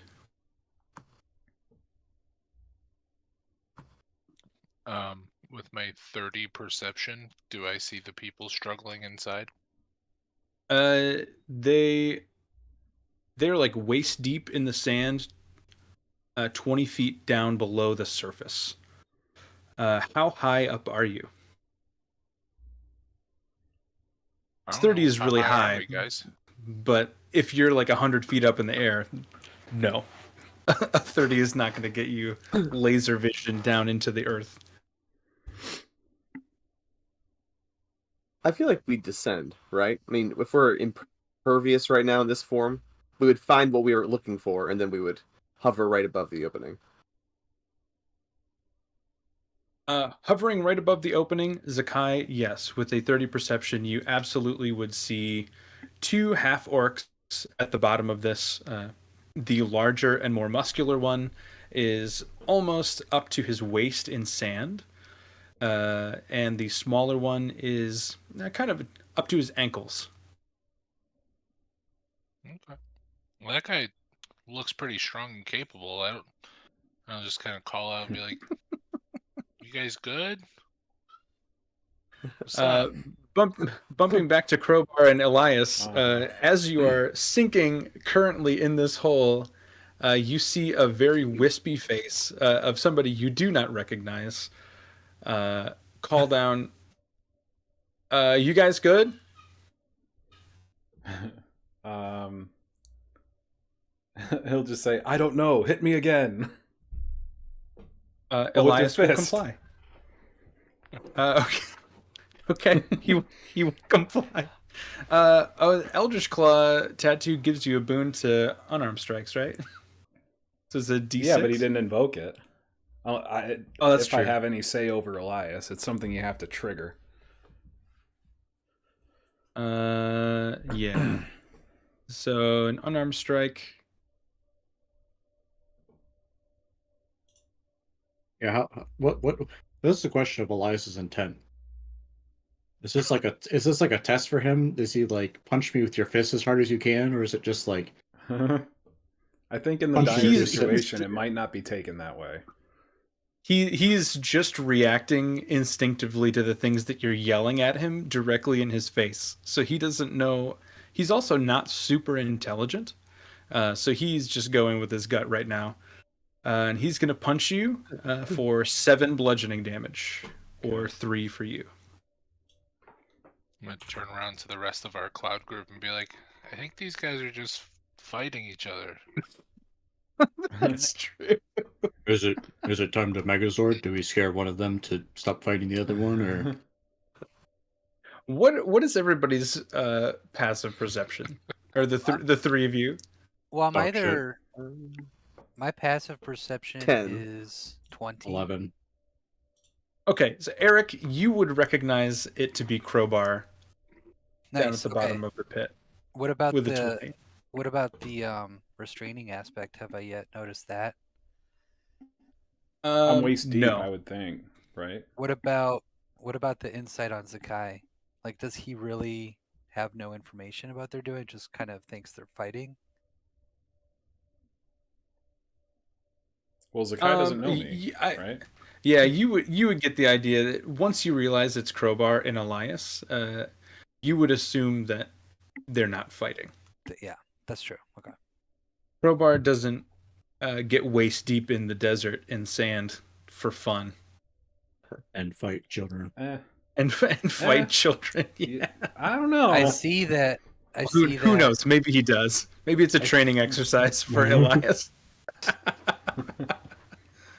Do I hear that as much, or do I just see that it's Elias and Crowbar? Do I hear some of the? You would hear him say, "Hit me again." Yes. I would think that Eric knows that he's raging. Oh yeah, I would say that too. I would think you've journeyed with him enough. Well, I guess I just want to swoop in further and break up the Megazord? Okay, so wind walk. I'm thinking about freedom of movement after I take a minute to come out of wind walk. If you are thinking about coming out of Windwalk, yeah, it is okay. Just so you know, it does take a minute.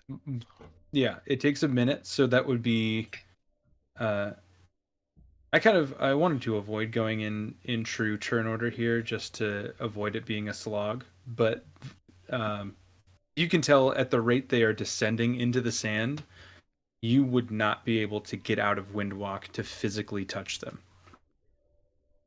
In time. Okay. At that rate. Correct. You're there for moral support only.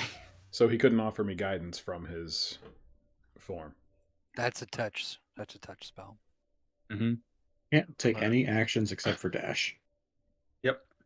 I'm gonna look up at Vern, who's hovering above me still, and just shout Triceratops and give him a little nod.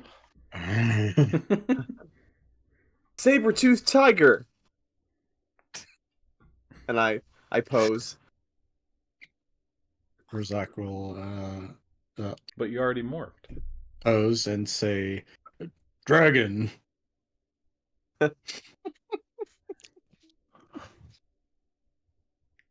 Do a Crowbar, really bad, you And just do a really bad impression of someone doing a badger voice and just shout badger.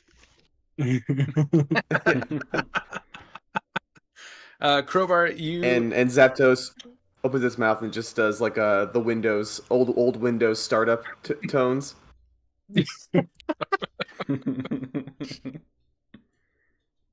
Sea stars. Eric is a nautical. Oh yeah, that's uh, cute. Crowbar. Now that Eric has floated down to you, even in his gaseous form, you can tell it's him. Okay. So you know that somebody you know is there with the people that are shouting animal names up above the pit.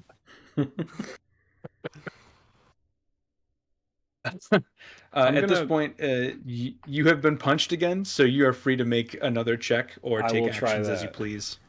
I will try Okay. that again. Hey, Crowbar, cool new tattoo. What are you doing down here? I'm not even gonna Little acknowledge that. new tattoo.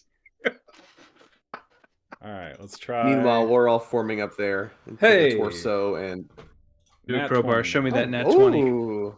Oh, you did get a Yeah, nat 20. I All did right. get a nat 20. I cannot beat that. There's no way. That was a valiant effort, I guess.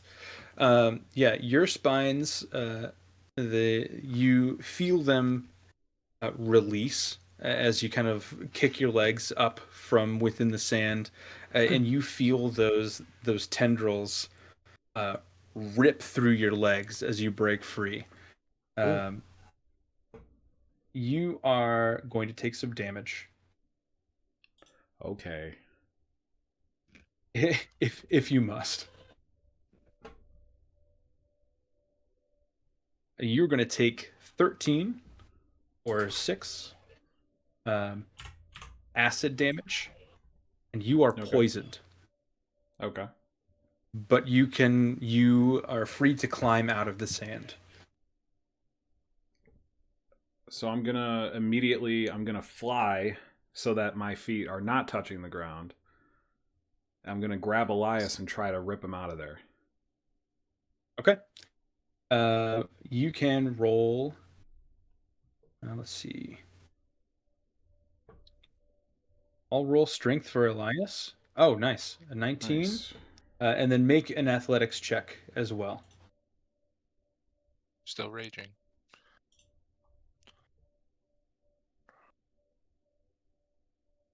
Nice. With a 20 and a 19, I'm going to make my check at disadvantage. As you're both rolling against me. 24. Oh, 3d20. I cannot believe that this. Oh, Wait, 3d20. 3d20. I'm going to roll that again. Okay, an 11. You easily break him out with both of you fighting against it. Sorry, I was on the wrong setting. Yeah, I can't believe I rolled a 24 with a +3. Right. Right. He is going to take 24 acid damage, and he is poisoned as well. Woof. So he is looking Real rough. rough. Also, I didn't realize that when you add sidekicks in D&D Beyond, you can control their health. That's really cool. Yep. Okay. So now, 3.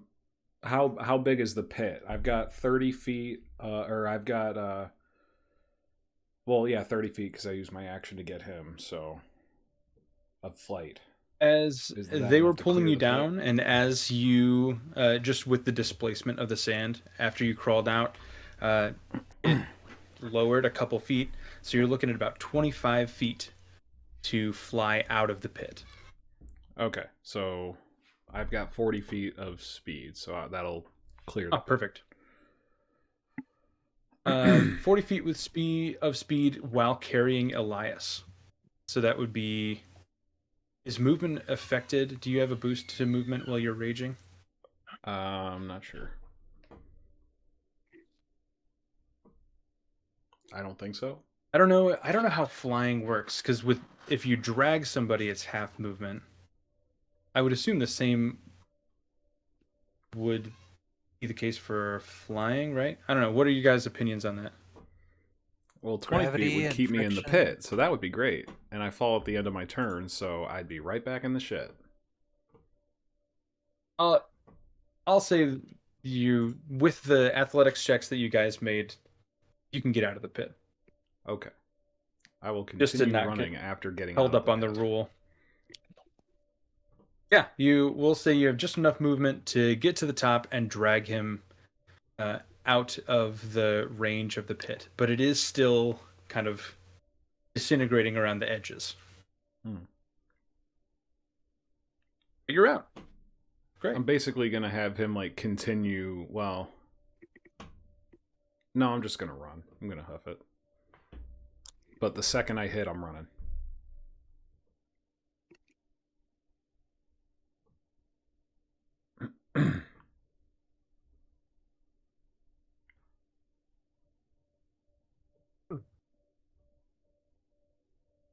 And as you emerge, the Power Rangers theme starts playing.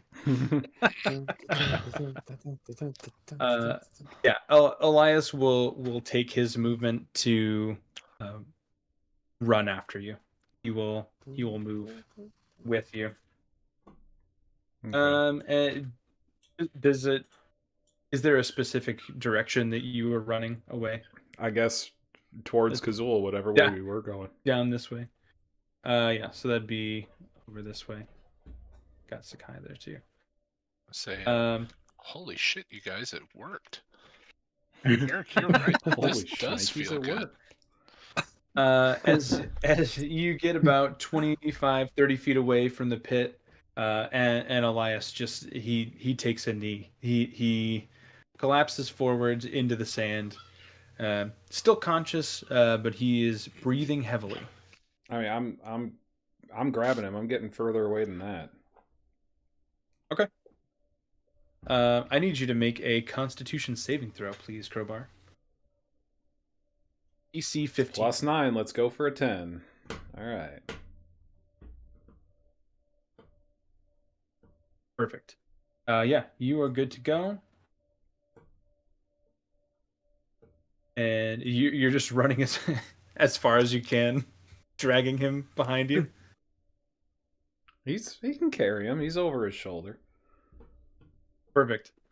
Are you just so the rest of the party? You see Crowbar just get out of this pit Book it. and start booking it, and he is not stopping. What are you guys doing? I mean, they can keep Oh up. shit! So Is that Crowbar? And Elias? It seems odd. You're telling me you just happen to know the two people that we came across in the desert randomly? That just crawled out of a hole in the ground. There Eric's are those gonna things called shout out- mirages. Eric's gonna shout out that's Crowbar, Azura's bravest orc, running from a hole in the ground. you go in. Hold on Crowbar, now. you make holes. Get Hold on back now. here. Eric, hold on. He's a half orc. Okay, let's not Needs to run away half the time. Let's not misrepresent. Yeah, let's not appropriate here. Look at the bottom of the hole, and it's actually just a smashed door. And a barrel. Full of barrel shards. That guy just made a hole in the ground, 10 feet wide. Zakai, if you do look in the hole, and Eric, if you're still kind of near the hole at this point, after Crowbar pulls Elias out, you would see a series of vine-like plants, apparently, as far as you are able to see, lashing wildly at the bottom of this pit. Does Urzak recognize this threat? Make a survival check. I was wondering about that because no actions besides dash? Are we actually doing anything that's not passive? You can speak, dash, or exit your cloud form. Those are the only 3 things you can do. With a 14, Urzak, you would know this to be called tangleweed. And you would know that it pops up every now and then in the desert. You don't know what causes it, but you have seen it in action. You've seen it take soldiers before. Is it like it's stationary thing? It's not gonna like keep chasing them, or You would know that it is stationary. It is rooted deep in the ground, and that's what causes the destabilization in the sand.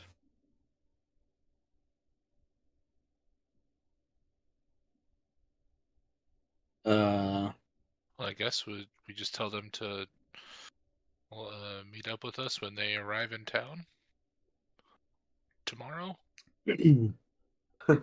or we could Well, we have another I'm getting beat clear of the of pit, but I recognized Eric, so I wouldn't like get. First of all, I'm not getting away from you guys. You guys are 10 times as fast as I am.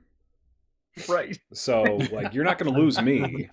We happen to be going to the same place, and I'm also not looking to get away from somebody I know that can help. But I can only wind walk 1 time a day. Well, our friend Beth can also windwalk. Well, that's true. So we But what can. about the can also badger? windwalk. Oh no. You can windwalk for 8 hours too. So, are we still at like a 2 days thing to We were Kazul? traveling for a couple hours, right? So we'd be halfway there. Yeah, you have about Still a day though on you foot. Crowbar would have about another day on I foot. mean, Everybody I could else all- windwalking would have about 2 hours. You guys have another windwalk in you, and I'm right here, so you know. Yeah, we'll see you later. Okay. Fuck off, Crowbar.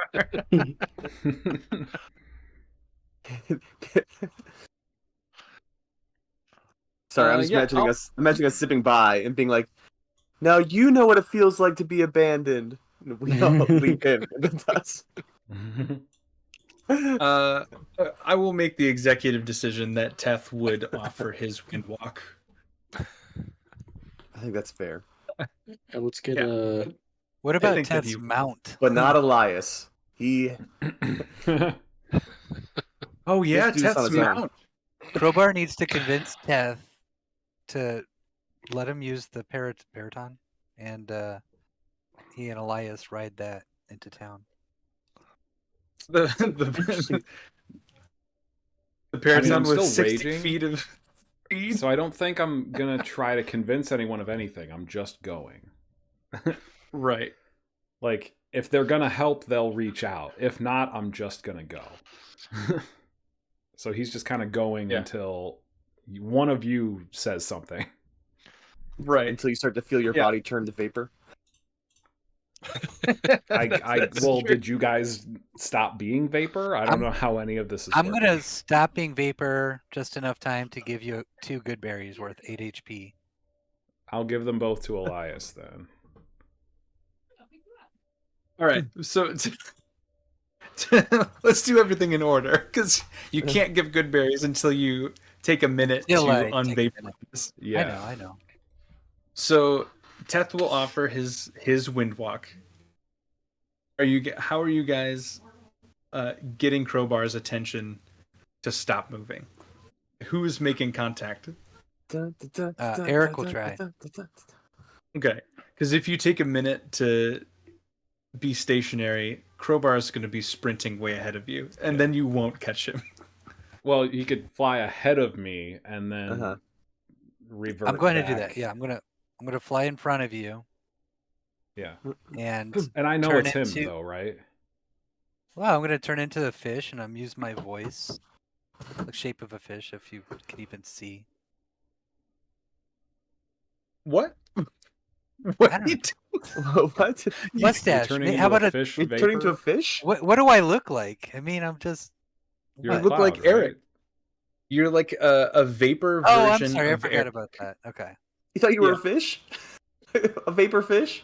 I thought it could Yeah, just you be can- like. Swim through the Floating- No, you desert. can't- I thought it was just like little You- floating molecules. He's always a fish up here. No. So I'm I thought Eric. you were trying to wild shape. I was like, no, you can't wild shape while you're doing this. All right, Okay, so you are Eric. You are Eric I right am now. Eric, yeah, but okay. And I go back to what I said earlier. I say, Crowbar, why are you afraid of a hole in the ground? One, you go in.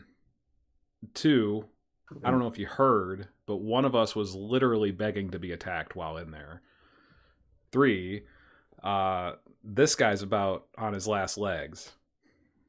I'll have you know, it's not about me, it's about this guy. Well, we're for your, for your benefit. We are here now. We have another windwalk spell. Do you want to protect your ward?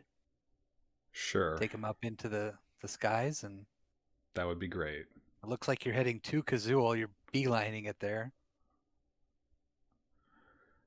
You happen to be correct, but I'm more beelining it away from that hole. Also, sick tattoo, bro. Right? Urzak will Some gypsy in the approach. desert gave it to us.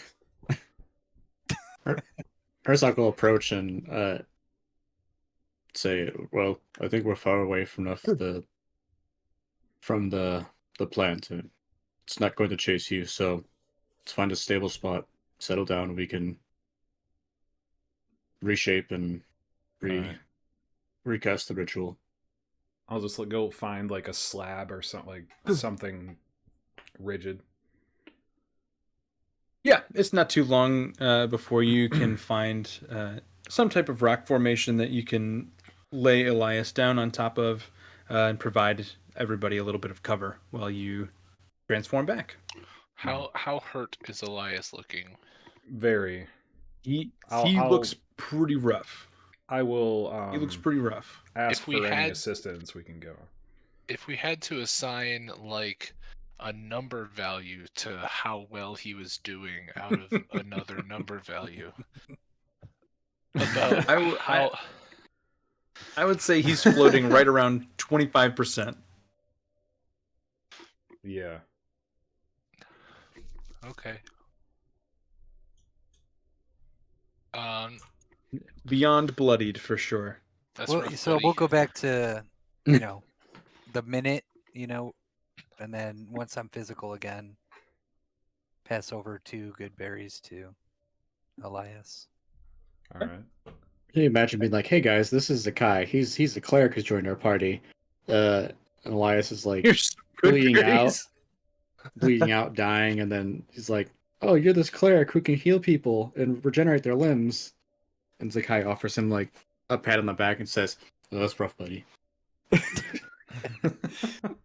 gotta watch out for those My plants, friend man. here has 2 berries.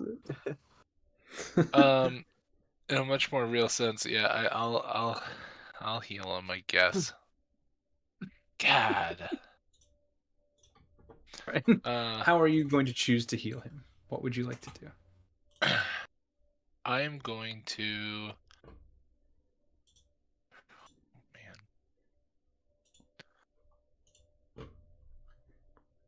Oh, that only affects me. Whoops. Let's give him a healing. Do I have that prepared? I don't know if I have that prepared. Hold on. Cure wounds. That's the one I'm looking for. There you go. But I will use it from my prayer beads. Oh, perfect. Actually, before I do that, I would like to.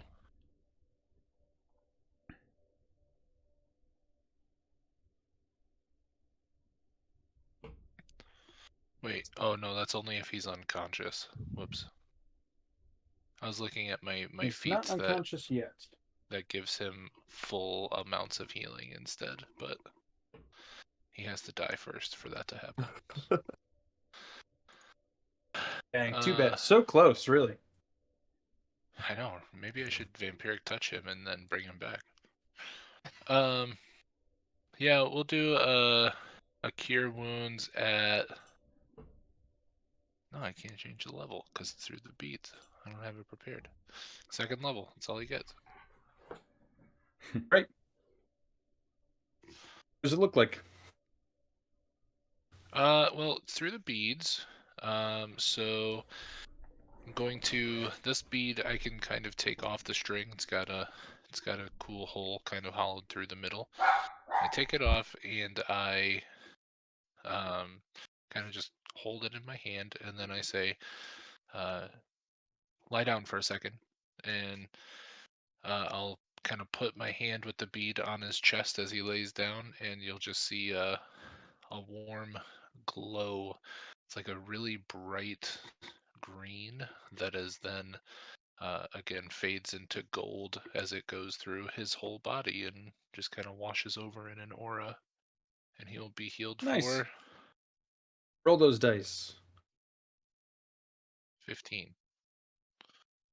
Nice. Not bad. I assume he still looks a little beat up. He's looking okay Yeah, now. he definitely looks better. Some of his wounds are closing. You can tell by the condition of his pants, especially, that he took a lot of damage to his legs, and it seems like the flow of blood has slowed from those wounds significantly. Does cure wounds reverse any conditions? I don't have it up Does right not. Does he have conditions on him? now. Elias and Crowbar are both still poisoned. You guys wouldn't know that. That's a slap on the back, and that's rough, buddy. That's rough, buddy. Urzak will. I assume Elias still looks more hurt than Crowbar. I assume Crowbar looks fine. Oh, Yeah, Crowbar apparently I just have got a couple advantage on deck scratches. saves. I have advantage on Oh, deck do you saves that I can really? see, so I could have taken advantage the first time, so that's cool. Oh well. Do Crowbar and Elias not just like tell him like, hey, it feels like my legs fucking burning? You know, I don't know. Actually, Guys, it that's a feels good like I'm point. poisoned. Crowbar, yeah. Crowbar, why don't you make a medicine check for me? This is gonna go great. Okay. Yeah, that. sure. 15. Crowbar with a 15, you definitely feel like something is off. Normally running that distance, even carrying another orc, would not feel terrible. That's a lot of what went into your training to become the warrior that you are. Is just a lot of movement and a lot of running. You definitely feel more winded than you should, knowing your body like you do. You can tell something is off. Okay, before I get cut off again, going to cast Cure Wounds on Elias. So when you No. go Whoops. for it. I accidentally clicked that. Ignore that. In an attempt to one up Zakai again and fail, I'm just gonna take out a small cleaning kit and like wrap some bandage around his leg, and after it's cleaned up a little bit, administer some magical energy from my hands to the wound, and he will heal for 7 hit points. All right. Hey. Yeah, he's looking a lot better. The color is coming back to his face. He even sits up on his own and says, "Oh, thank you.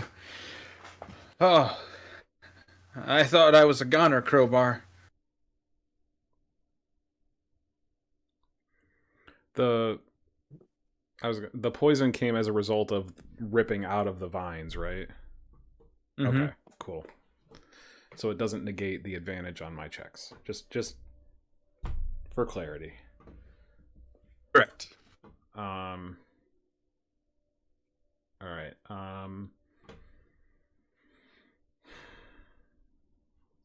At this point, I can tell that Elias is pretty much back to normal for the most part.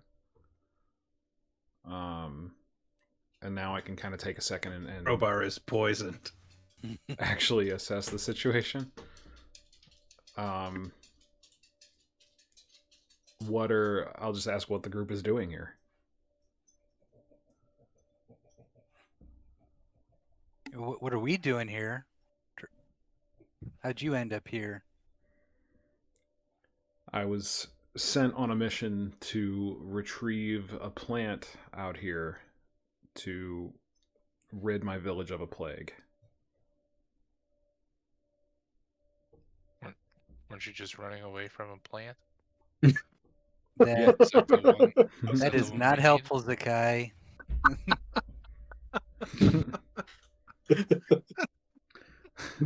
I will promptly rage. No, I won't. So Crowbar, this plant. It didn't look like that. What do you know about it? Crowbar, don't. He's the strongest man alive.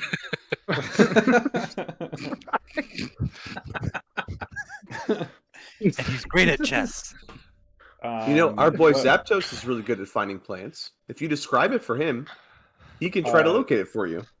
It's called Tears of the Nymph. It's purple and upside. It's inverted and shaped like teardrops. Did you hear that, Zapdos?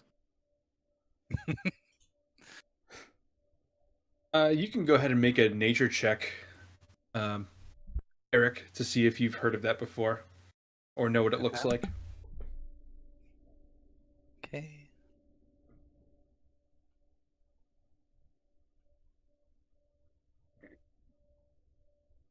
Come on, D&D Beyond.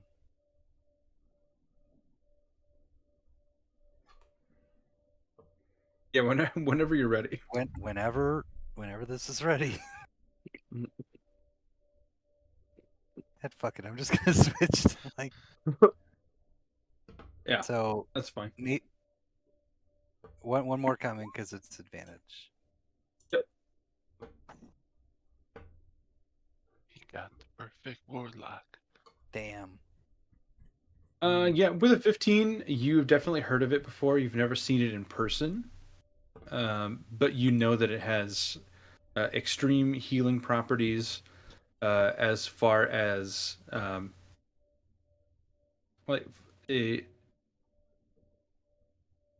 kind of like viral diseases. It is known to be like a topical cure for those when magic doesn't work. So okay, so Crowbar magic's not working. I take it, basically. Yeah. Yes.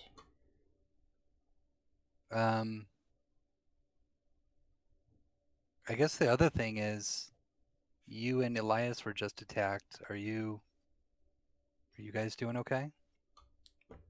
We're not fully well, but we're in no position to stop. You're not fully well. Translate that for me. There's a rare weakness I'm feeling right now, but I can't put my finger on it. Can I assist? Let's Can do I a put my medicine finger on check, it? something like that. Yeah, yeah, you can make a medicine check for sure. Okay.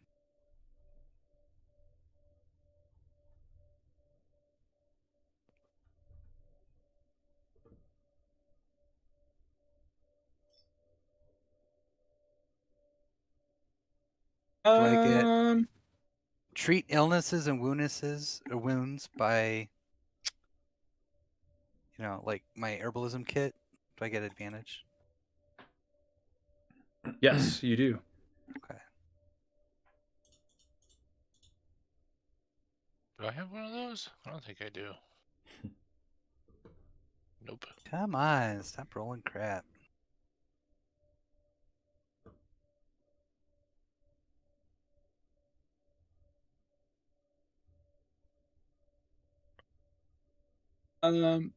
You are not super well versed with the biology of half orcs. You haven't come across them very much in your hometown. being on the opposite end of the continent as where they originate from, you're just not well versed in it. From a quick kind of field inspection of both of them, you inspect their wounds. You can kind of take small samples of the blood that came out of those wounds. You can tell that there are traces of poison in the blood. So you could surmise that there is poison present. You do not know what it is or what would cure it Okay. outside of a magical cure, like a cure-all type of thing. Okay. I imagine I would come to the conclusion then, like, of this is poison. But I would also probably make some dumb comments like, "Oh, I didn't know orc skin was this color," and I don't know, just whatever dumb.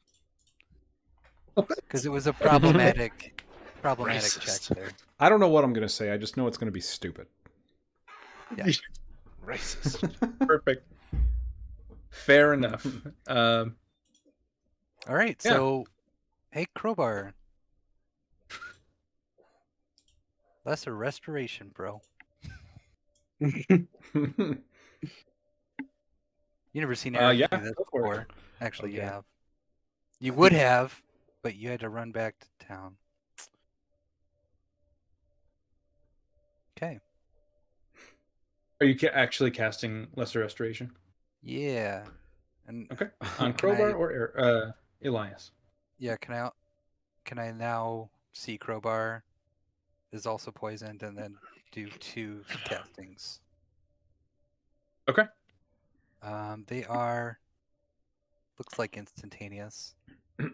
1 action. Yeah. I Okay. thought you said blessed respiration, and I'm like, yeah, that's pretty stupid.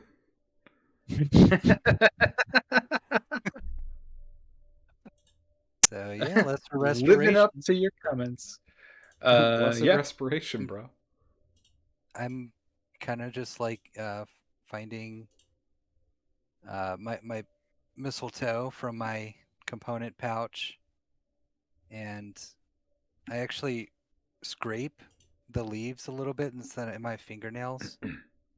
I actually mix that with maybe a blood in like the mortar and pestle or something, and then I kind of just smear the blood back around his leg and whatever. It just kind of scabs up right there, and you can kind of see like a foaming of the blood that it's reacting to the poison. And actually, I'm sure Crowbar, depending on his pain tolerance, feels a little sting or like alcohol buzz on his wound. Yeah, you feel a little pinch, but the internal relief is almost immediate. You feel like you can catch your breath again, and Elias does the same. You guys are good. Sweet, thanks. Blessed respiration to you as well. Yeah, I mean, I'll pray and bow. Put my hands together. I'll just put my hand on your shoulder and give you the nod, the Chuck Norris nod. Perfect. Crowbar and Elias are feeling great. What are you guys doing? You ready for Teth to windwalk you? Sure. Yep, Windwalk Part 2. Let's do it. All right, Windwalk Part 2, you have 11 creatures in your vicinity. Which 10 are you taking? Obviously, the badger. Obviously, the Right. Badger. Can Zapdos fuse with my arm and become part of me? Oh. Maybe. Well, if it's a Also- familiar, also you can just pretty banish easy. it and summon it anyway, right? So it can. Yeah, we can dismiss Kevin. Okay. What Kevin you just were got here, dismissed. though. Poor guy. how's the badger's temperament? Did he enjoy flying? Make another animal handling check. 'Cause, I mean, he has to be willing for this to work. That's true. That's true. We'll see how he felt with this check. Good berry. Who's got one? I don't know how many berries Eric gave to you. I think you may have I only had sacrificed your one. only berry. Okay. Yeah. Yeah, with a 12, now that you're approaching him again, he ran with the party away from the hole just because he kind of um he didn't know what else to do. He was just following the flock a little bit. But now that he's kind of disapparated and he's in his physical form again, uh, he's very unsure. You'd have to. What would you say to him to convince him to come with you again? Because he's really on the fence with a 12. Uh, Damn it, I don't have it prepared. I was gonna just cast command and make him come with us, but I can't do that. A badger has an intelligence of -4, so I don't know if command would even work on him. I think there's an intelligence requirement for that. Well, the way that I'm gonna try and get him to come with me is also just by talking to him. So I I don't know if he's gonna get a whole lot out of this. Probably not. His Actually, intelligence is is he still -4. entreatist to me? Like we're still cool? If I Yeah. reach out and try and pet him, is he like cool with that? Um, I'll have you use the same handling check. With the 12, he kind of recoils a little bit just because he's jumpy from the trip. Yeah. But he will allow you to pet him. Yes. Okay, so I'm gonna just kind of sit next to him and start petting him a little bit, and just kind of slowly reach my hand into my alms box and produce a very tiny clay model of like a pyramid, and I will cast tongues on the badger. Okay. So he now has the ability to understand any spoken language that it hears, and when it speaks, any of us that also speak a language can hear and understand it. That's hilarious. Okay. Yeah. So now I'm just gonna say, "Hey, little man, what's your name?" Badge.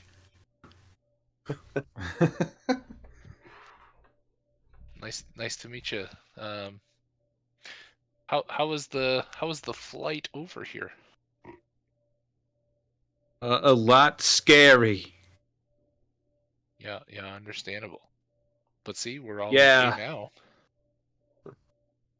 It's hot. It is hot. Isn't it much cooler when you're like zooming through the air like that, though? Yeah. Yeah. What do you say we do it again? You ready? More zooms? Of course. Of course. Is this badger from New York? No, I kind of like that. Toward the end there, it was a little Christopher Walken, and I was really starting to enjoy that badge. And you wouldn't believe the zooms. Time for zooms. I was going for a touch of Ray Romano, but I like Christopher Walken way better. More like Christopher flying. Badger! Christopher Wayne walking. Oh God. Oh man. Well, Yeah, he can talk. He can more talk to us zooms. for an hour. So, We're shifting directly to Christopher Walken. That's a good idea. This is Christopher Walken, aka Badge the Badger. Where are you going? we were heading more towards. I forgot the name of the city. Kazul. Are you familiar Where's with there? that? Well, it's this really cool place. They have a lot of stuff. Do you like stuff? Love stuff. They got any pocket watches?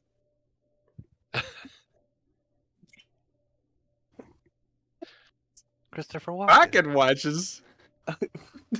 Okay. Or is it a Yeah, wristwatch? let's zoom. I don't know. More zooms, please. All right, let's go. We have a badger friend. Wow. This is totally worth using a level 3 spell. So that did you use that from your necklace, or that's just No, that was You just had- a spell slot. you had that prepared but not cure wounds? Correct. I thought the same thing. All right. Well done, cleric. Typical cleric. Look, some things are important. Healing isn't For the always one of lols. those things. Oh my god. Yeah, won't use a Creating spell a slot on the badge dying, token on the dying immediately. half orc, but yeah, we'll use it on the badger Right. for sure. Yeah. Yeah, badge is 100% in. Fuck He is yeah. he is ready to zoom. All right, let's go. Mount up, boys.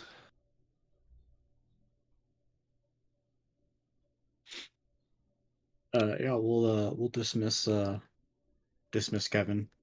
Let him go do his Feywild bullshit for a while. And to be clear, everyone can talk to Badge, okay? Well, it's not just me. So if you ever have any dying or burning questions about life as a badger, we're going to be flying together for at least an hour. You got Badger, 2 you got- hours. Well, Badger, you got any special abilities that you can help us? Let's take a Actually- look at his. Special yeah, don't they have a talents? stat block? He does have a stat block. He has advantage on wisdom checks that rely on smell. And he has a claw attack that's +2 to hit for 1 piercing damage. Hell yeah. You're a pretty gifted badger there. Plot twist, the badger is actually Visic in disguise. PBG, yeah. I'd be so fucking mad. He wasted a 3rd level slot. I could already talk. Yeah, he was just waiting for somebody to cast tongues. So he's like, Actually, now I can throw my voice. that means the Christopher Walken voice is not far off from his actual voice. That's true. He didn't do a lot of vocal gymnastics to get there. What about asking Badge about Tears of the Nymph? Does it have a Oh, that's particular not- smell? Oh, Does you did find him in the desert. You're right. Oh, That's a shit. good idea. This is useful? No way. does it happen to be something that he would have seen in his local terrain and territory? This has become infinitely more useful than cure wounds right now. That's true. That's true. Good thing you had it prepared. Yeah. How are you forming that question to Badge? Idiot Badge. Hey, Badge, have you seen any medicinal plants that would be able to cure things that magic cannot? Does anyone have This the is the purple. desert. Like the a water drop. illusion cantrip to show him? I'm sure our Any sorcerer minor can. illusion boys around here? Sure. Hey, hey, Vern. Yeah. Can you help me illustrate what Tears of the Nymph might look like? Can I? Let's see. Do I have any? Do you remember that Oh, trick I back have minor in... illusion. Yeah. Do you remember that trick back in Talos's temple that you pulled and convinced the town there were ghosts we were hunting? Yeah, I did use. Yeah, that's right. So, right. what if I describe this plant, Mhm. etc., Tears of the Nymph? Do you have a vivid idea of what it looks like? Okay. Can you help me ask this badger? Sorry, Badge. Now that we're introduced, I'm Eric. What's going on? Have you seen this? Okay. So he describes it to me in vivid detail. Fern closes his eyes and really tries to imagine it. It's almost like a person doing a sketch like at a police station when they hear clues. So with each detail, I'm like changing the shape of the flower in front of me in this minor illusion. Okay. We're fucking blowing this badger's mind right now. Flying to him, talking to him, so now like manifesting things in the air in front of him. Eric or Crowbar, I'll let you guys roll separately, or one of you can roll with advantage because you're assisting each other. A nature check to describe to Vern what Tears of the Nymph looks like, You got it. and then You said I got Vern, it. I need an Arcana check from you to replicate it Okay. well. So I'm kind of So you assisting can- you. Well, I guess I technically don't know what it looks like either. I just got the description from the elder, so I'm actually kind of useless here and already told you what I know. So If you, Eric, you can just make a nature check to describe your knowledge. Can I assist Says in that 19. since I've been in this area? Have I possibly seen this plant before? Yeah. I'll allow you to assist. That seems fair.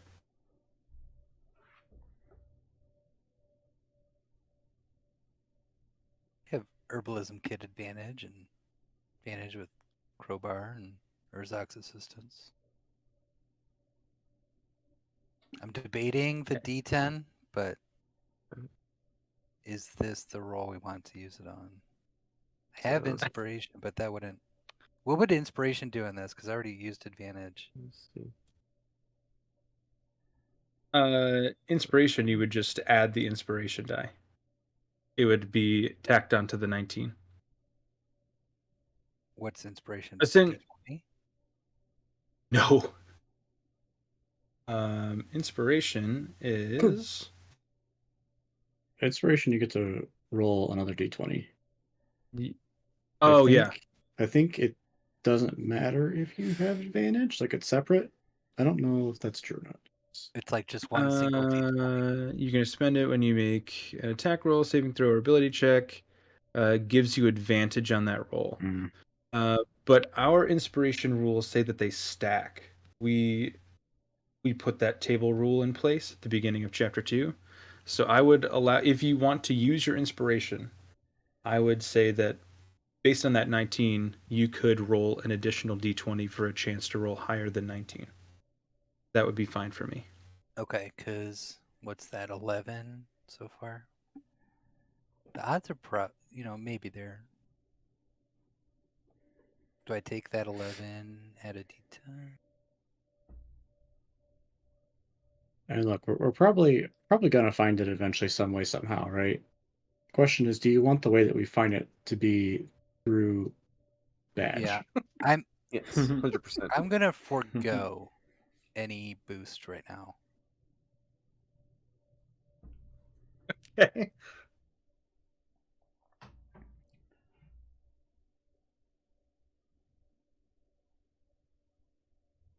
With a 19, you describe it very adequately to Vern.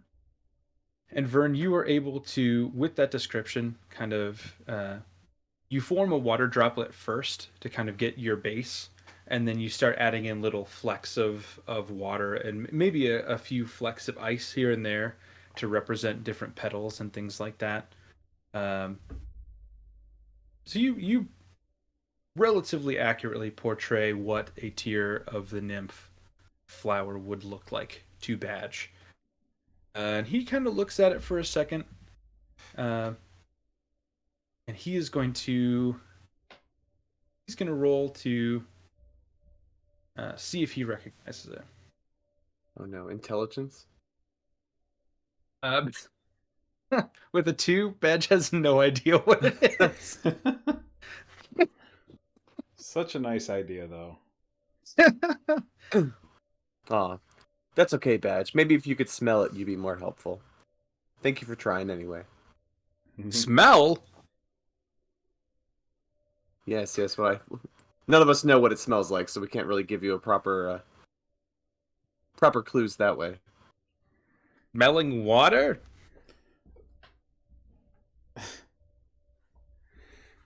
has sense. We'll bring you into the city, and you can smell some city water, and you'll see how different it is from the good natural stuff out here. Where do you get your water, Badge? I'm curious. I dig in the Dig. dirt. Have you ever found anything really interesting digging in the dirt? Besides Dirt. water? Like more dirt? You find more dirt. Okay. Is dirt not interesting to you? Come on. One time, I found a bone. Yeah, wow, that's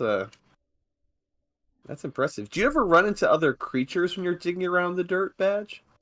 Scary ones? Every creature is scary. But you've survived. It must not be that scary. Still alive. Indeed you are, Badge. Who are you? We are the Power Rangers. Well, we're just a band of friends who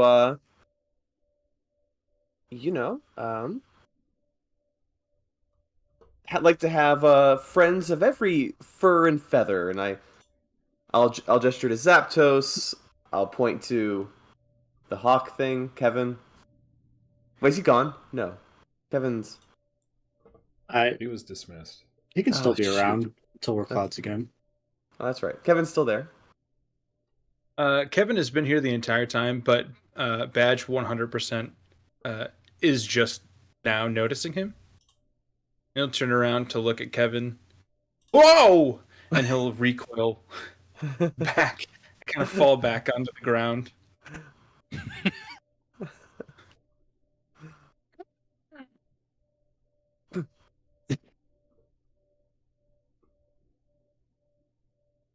Well, so there you have it, Badge. That's who we are, and I think your nose could come in handy. You should join us as long as you want to. Badge is your friend? Badge is our friend. Yes. And I reach my hand Lovely. down to take his paw and like shake it. He will reciprocate. He'll just kind of. Your hands, very soft. Yeah. This is Thank you. the Thank you. best and worst thing I've ever done in D&D.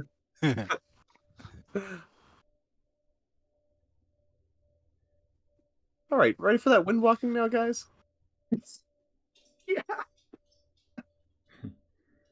By the Badge. way, I figured out how to move the party in the folders, Donovan. Great. But Badge, you're not like the leader of the party, so we all kind of need to get moving on our mission here.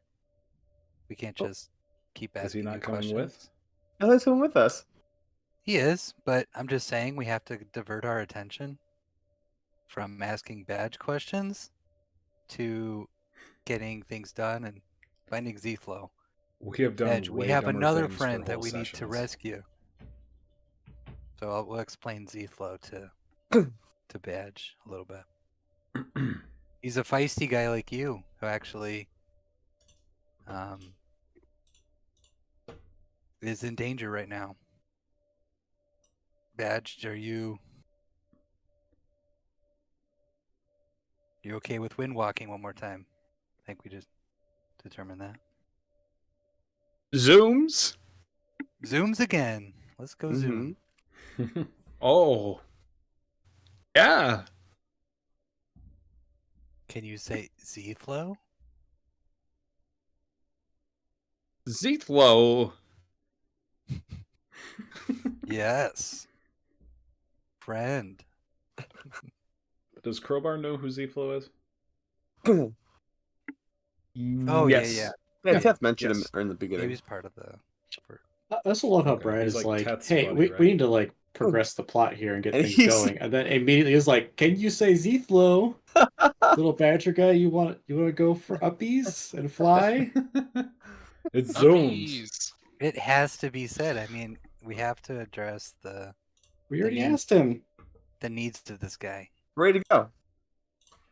But I need to Yep. make sure he understands we're flying, so he doesn't He knows. He's been have flying before. issues. He's ready for Okay, this. all right. Also, above game, if Badge stays with us, I think Colm is gonna have a new little apprentice if we can get him back there in one piece. Oh hell yeah! Oh yeah, he is. Yeah. Ratkinson and Badge. We permanently cast tongues on Badge.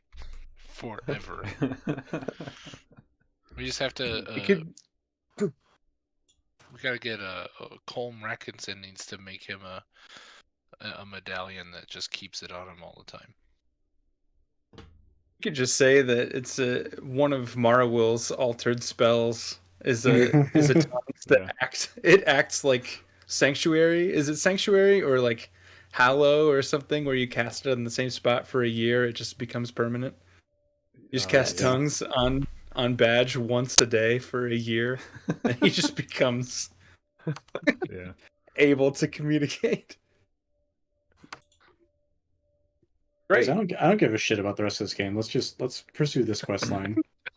let's do the opposite of what Brad just said, and let's just make him the main character. Screw Zethlo, who cares? Tales of Badge. Badge, Badge, and the Absolved.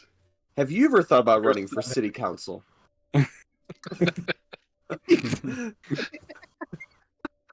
He beats out Benjamin. Just the beauty of his policy is in its simplicity. Rich people bad. More digging. more digging. I found dirt in the dirt. And a bone. Oh, so the bone's a metaphor. Yes, I like what this guy says. You have your trucks?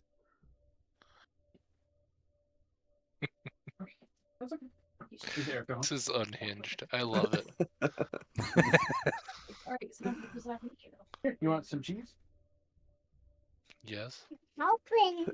Yes, guys. Cheese does some Take a good. bite. Good bite, dude.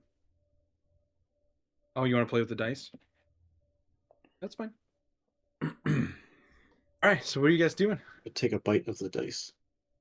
We're windwalking and we're going to the city.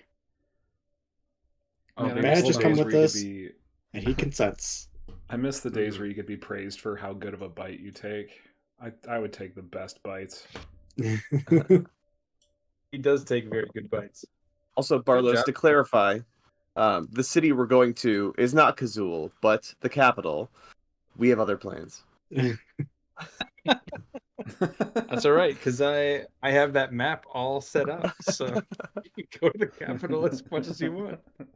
This is how Vern gets his railway. He just puts people in positions of power. That's it. This is all part of my plan. Yeah. Its number one question to everybody is: have you considered running for city council?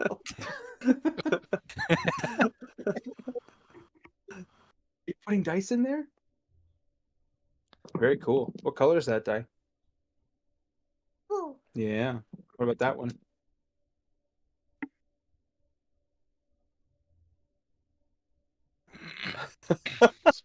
Okay, so next week we have to ask Andrew and or Billy to give us a recap based on the gifts.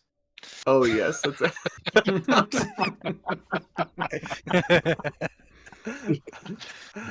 And don't spoil anything from in the chat anymore. You Yeah, are, dude. Yeah. nice. Do you want to say that Fine. you are wind walking? And oh no, those don't go into your mouth. Remember, those only go in the dice tray. You want more cheese? Big in big. Is you out? And then it comes out the bottom. You're right. Cheese. Good job. Kid's Now, genius. the dice. The dice. You put it in the and now and put it out. And then it comes out. Yep. Archer, have you considered running for city council?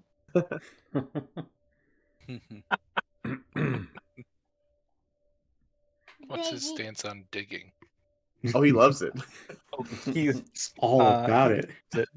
he got new gloves the other day. We went to get him like winter gloves, and we put them onto him. And the only thing he wanted to do was wear his gloves and dig in the dirt. He just kept saying, "Wear gloves, dig in the dirt."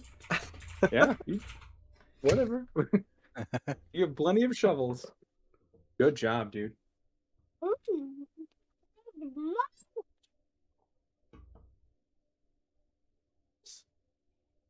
I really want some cheese now. That That sounds so I good. know. Yeah, me That too. sounds so good. Like I Put it have down. crackers and I have shredded cheese. Like, how do I make that work for me? Melt them. Cover the crackers in shredded cheese and then put them in the microwave. I mean, I just sprinkle the cheese on the White crackers, people nachos. and then yeah. Charcuterie nachos. Cool. So you reform into your gaseous forms with Crowbar and Elias in tow. That's okay. I'll get that for you. And you is there a specific formation that you guys have to fly? Anybody Megazord? specifically intent? Flying The V. Megazord? A Megazord. Yeah. Who's the head? No. Dragon in the front. Um, cool. You are in front. Make a perception check, Urzak. I was just about to say, maybe we should have the dragon and somebody who can see worth a damn That in would front. be me. I could I be can in see front. very well. I have eagle vision. I can see up to a mile away with no issue. Hi, Papa. Okay, you Oh. can see better than me. You're picking dashing now. Yeah. So when he says hi, Papa, you say hi, baby. That's To Elias, yes. That's one of the names. It's a fat 12 for me. You're breaking it. You're What was your roll? Sorry. Urzak rolled a 12. What did you see? Crowbar, why don't you roll perception as well, with advantage from your eagle vision? Okay. What do your elf eyes see? Oh God. Oh come on. Nothing.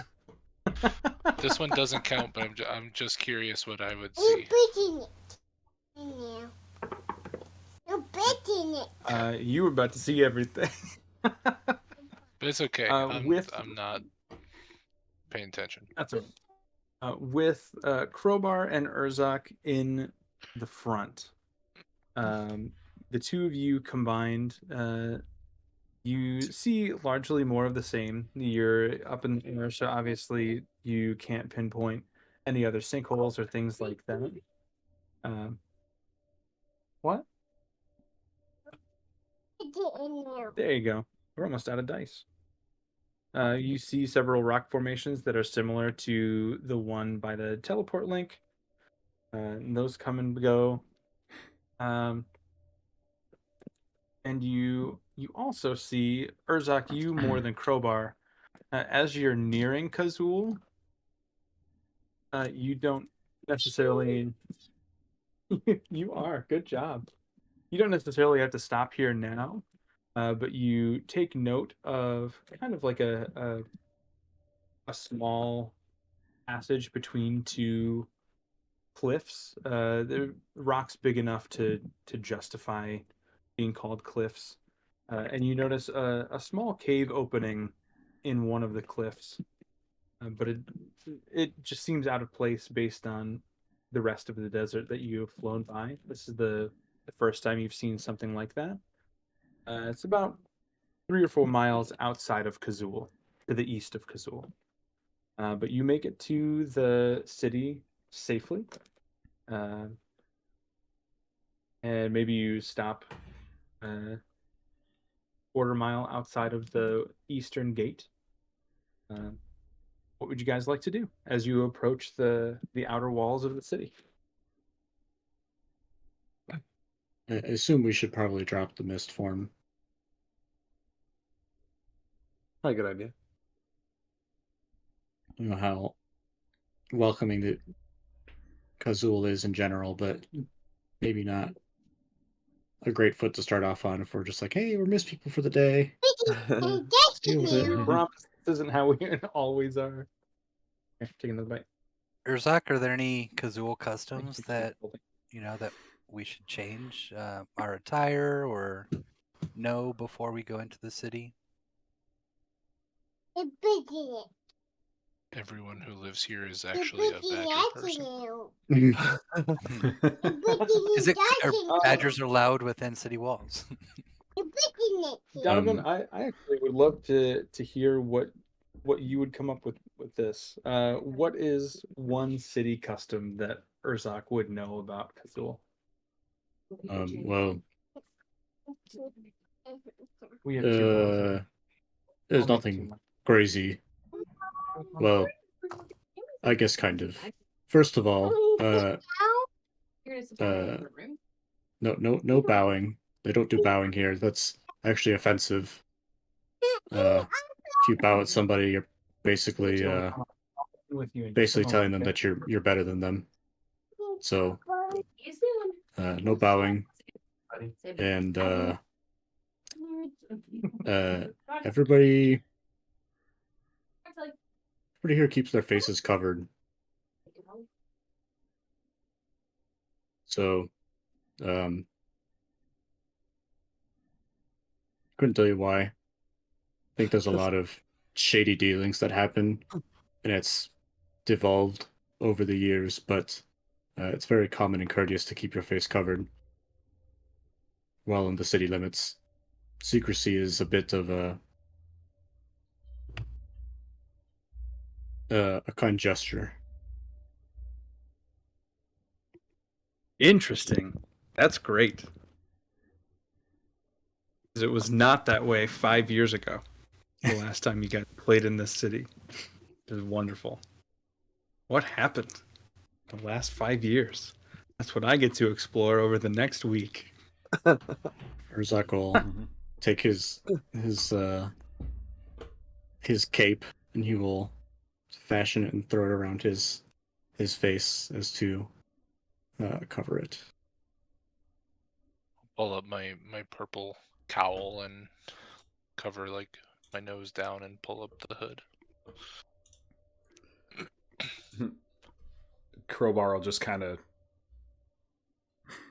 That's it.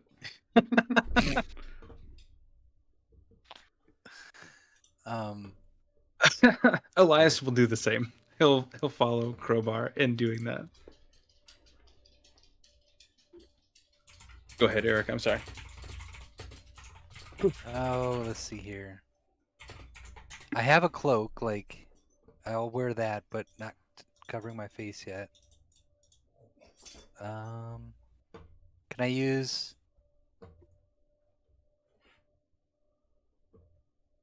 some of my components? How would I make a mask out of Moss. moss? I've got Caking your I've face got with moss. grass, flour. I've got everything, but it's like, and I've got stuff that might be sticky too. Uh-oh. So, what do those masks kind of look like?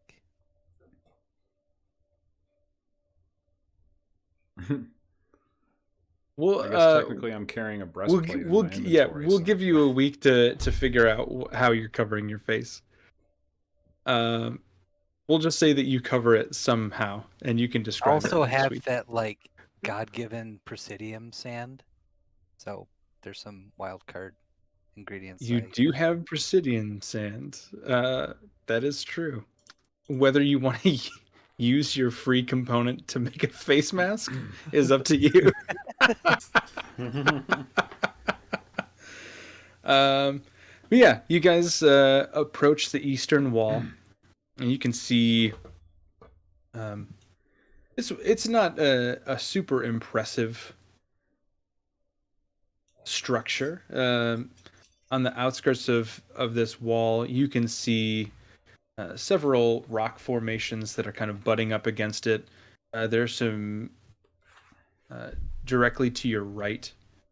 I will actually move you guys over.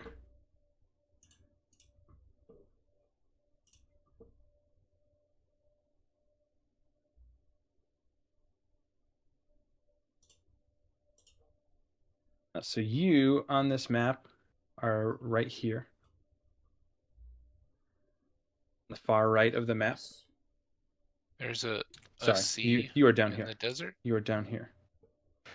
So there is a large man-made body of water. It was carved out and filled magically with water for them to have a source of hydration.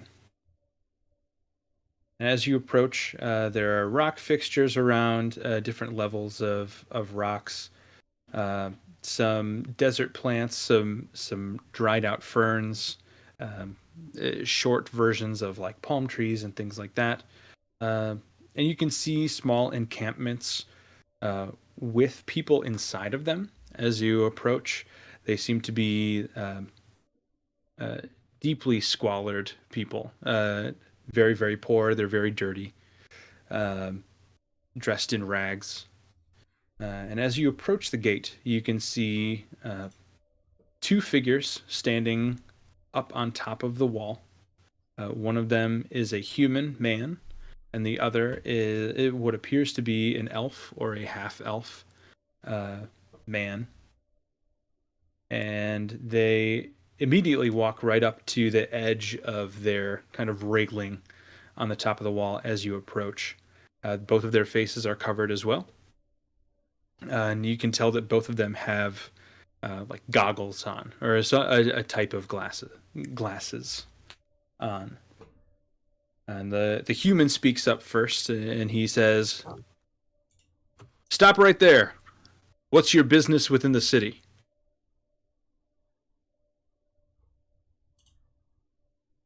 Urzak will look about everybody and then step forward. Say, simply, cool bed for the night will do.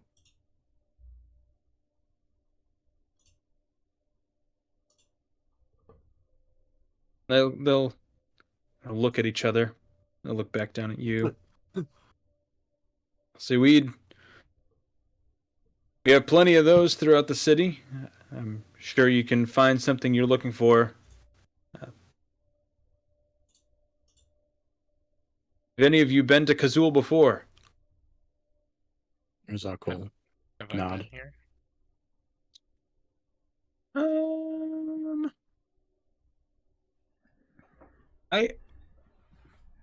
I actually think you may have.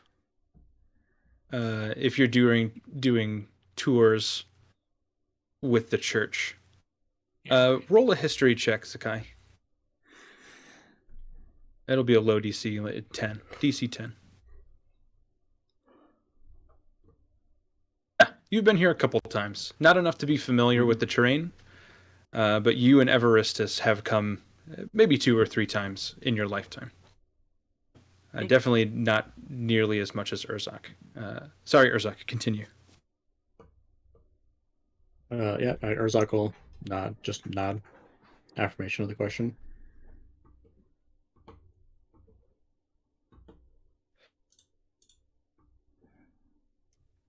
What's your familiarity with our city?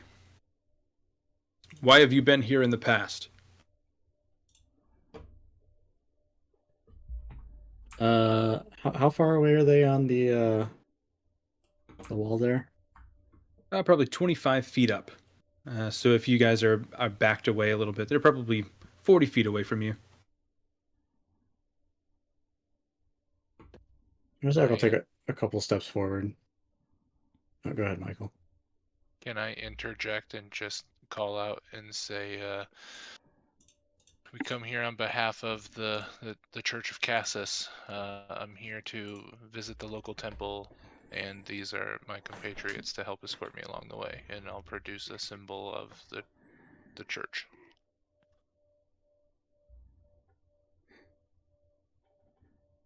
The half elf is gonna kind of tap the human on the shoulder, and they'll turn around away from you, and kind of talk softly to each other. And they turn back around, and the human will call down to you. We have no temple of Cassis here. I don't know here on business, why. You can tour on business for Cassis and not have a temple of Cassis here. Fireball. I'll say we have no temple of Cassis here. I'm not sure what official business you all must be under.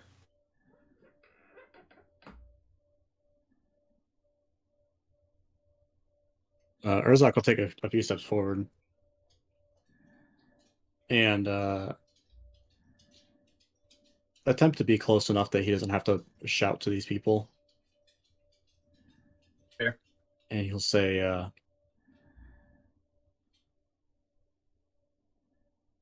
know this place has changed a lot over the years, but for me to answer your previous question, I'd need but show you my face, or if you're smart enough, my blade. And he will produce the Blade of Lendis. Upon seeing the blade, you can tell the half elf immediately recognizes it, and he'll really almost excited, like a kid getting a present. Tap the human, like that's the blade of Lendis.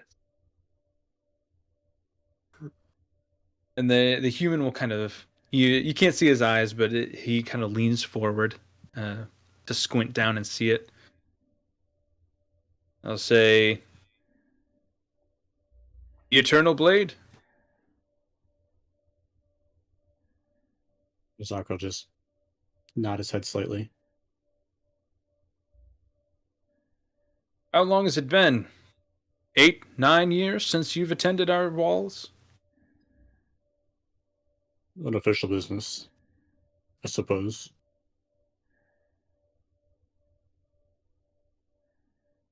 And they'll look at each other and mumble a couple things back and forth. I'll turn back around. For now, one night. But you may enter. And he'll kind of motion for the half elf to go into this right tower here.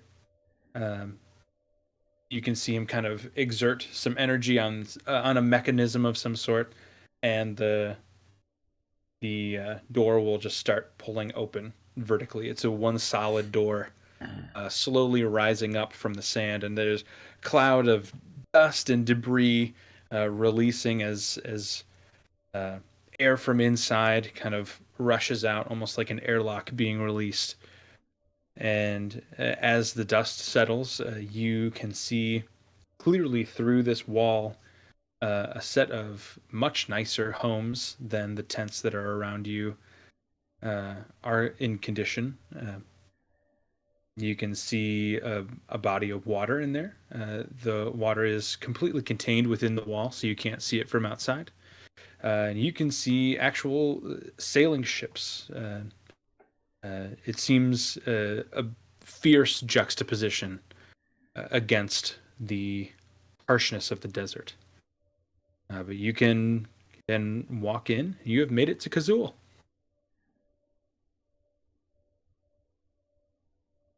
Great job, guys. Good I session. made it. You left the bunker. Is there a place when we're walking in through the gate where I can see the guards, but they can't necessarily see me?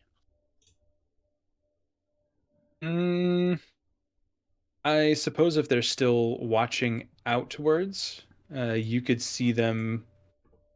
If you're on the left flank of the party, you could see them like from this. This is a little staircase leading up there.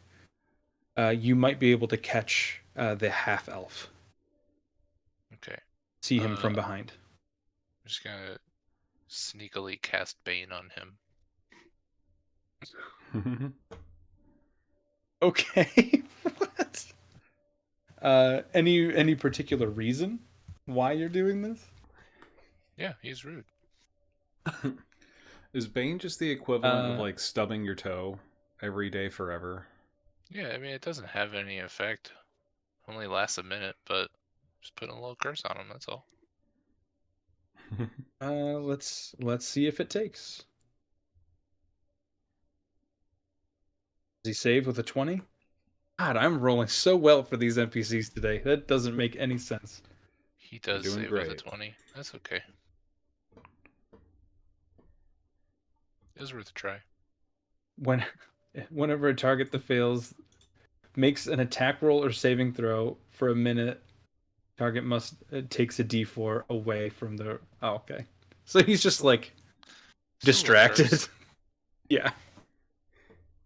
Worth it. Yeah. Level 1 You spell can slot see for him like tick a little bit. But Well, he you can tell succeeded, that so it it doesn't didn't work. connect. Yeah. It doesn't connect. Great. Good try though. Little bitch. Man, who knew that tongues would be that important to this session?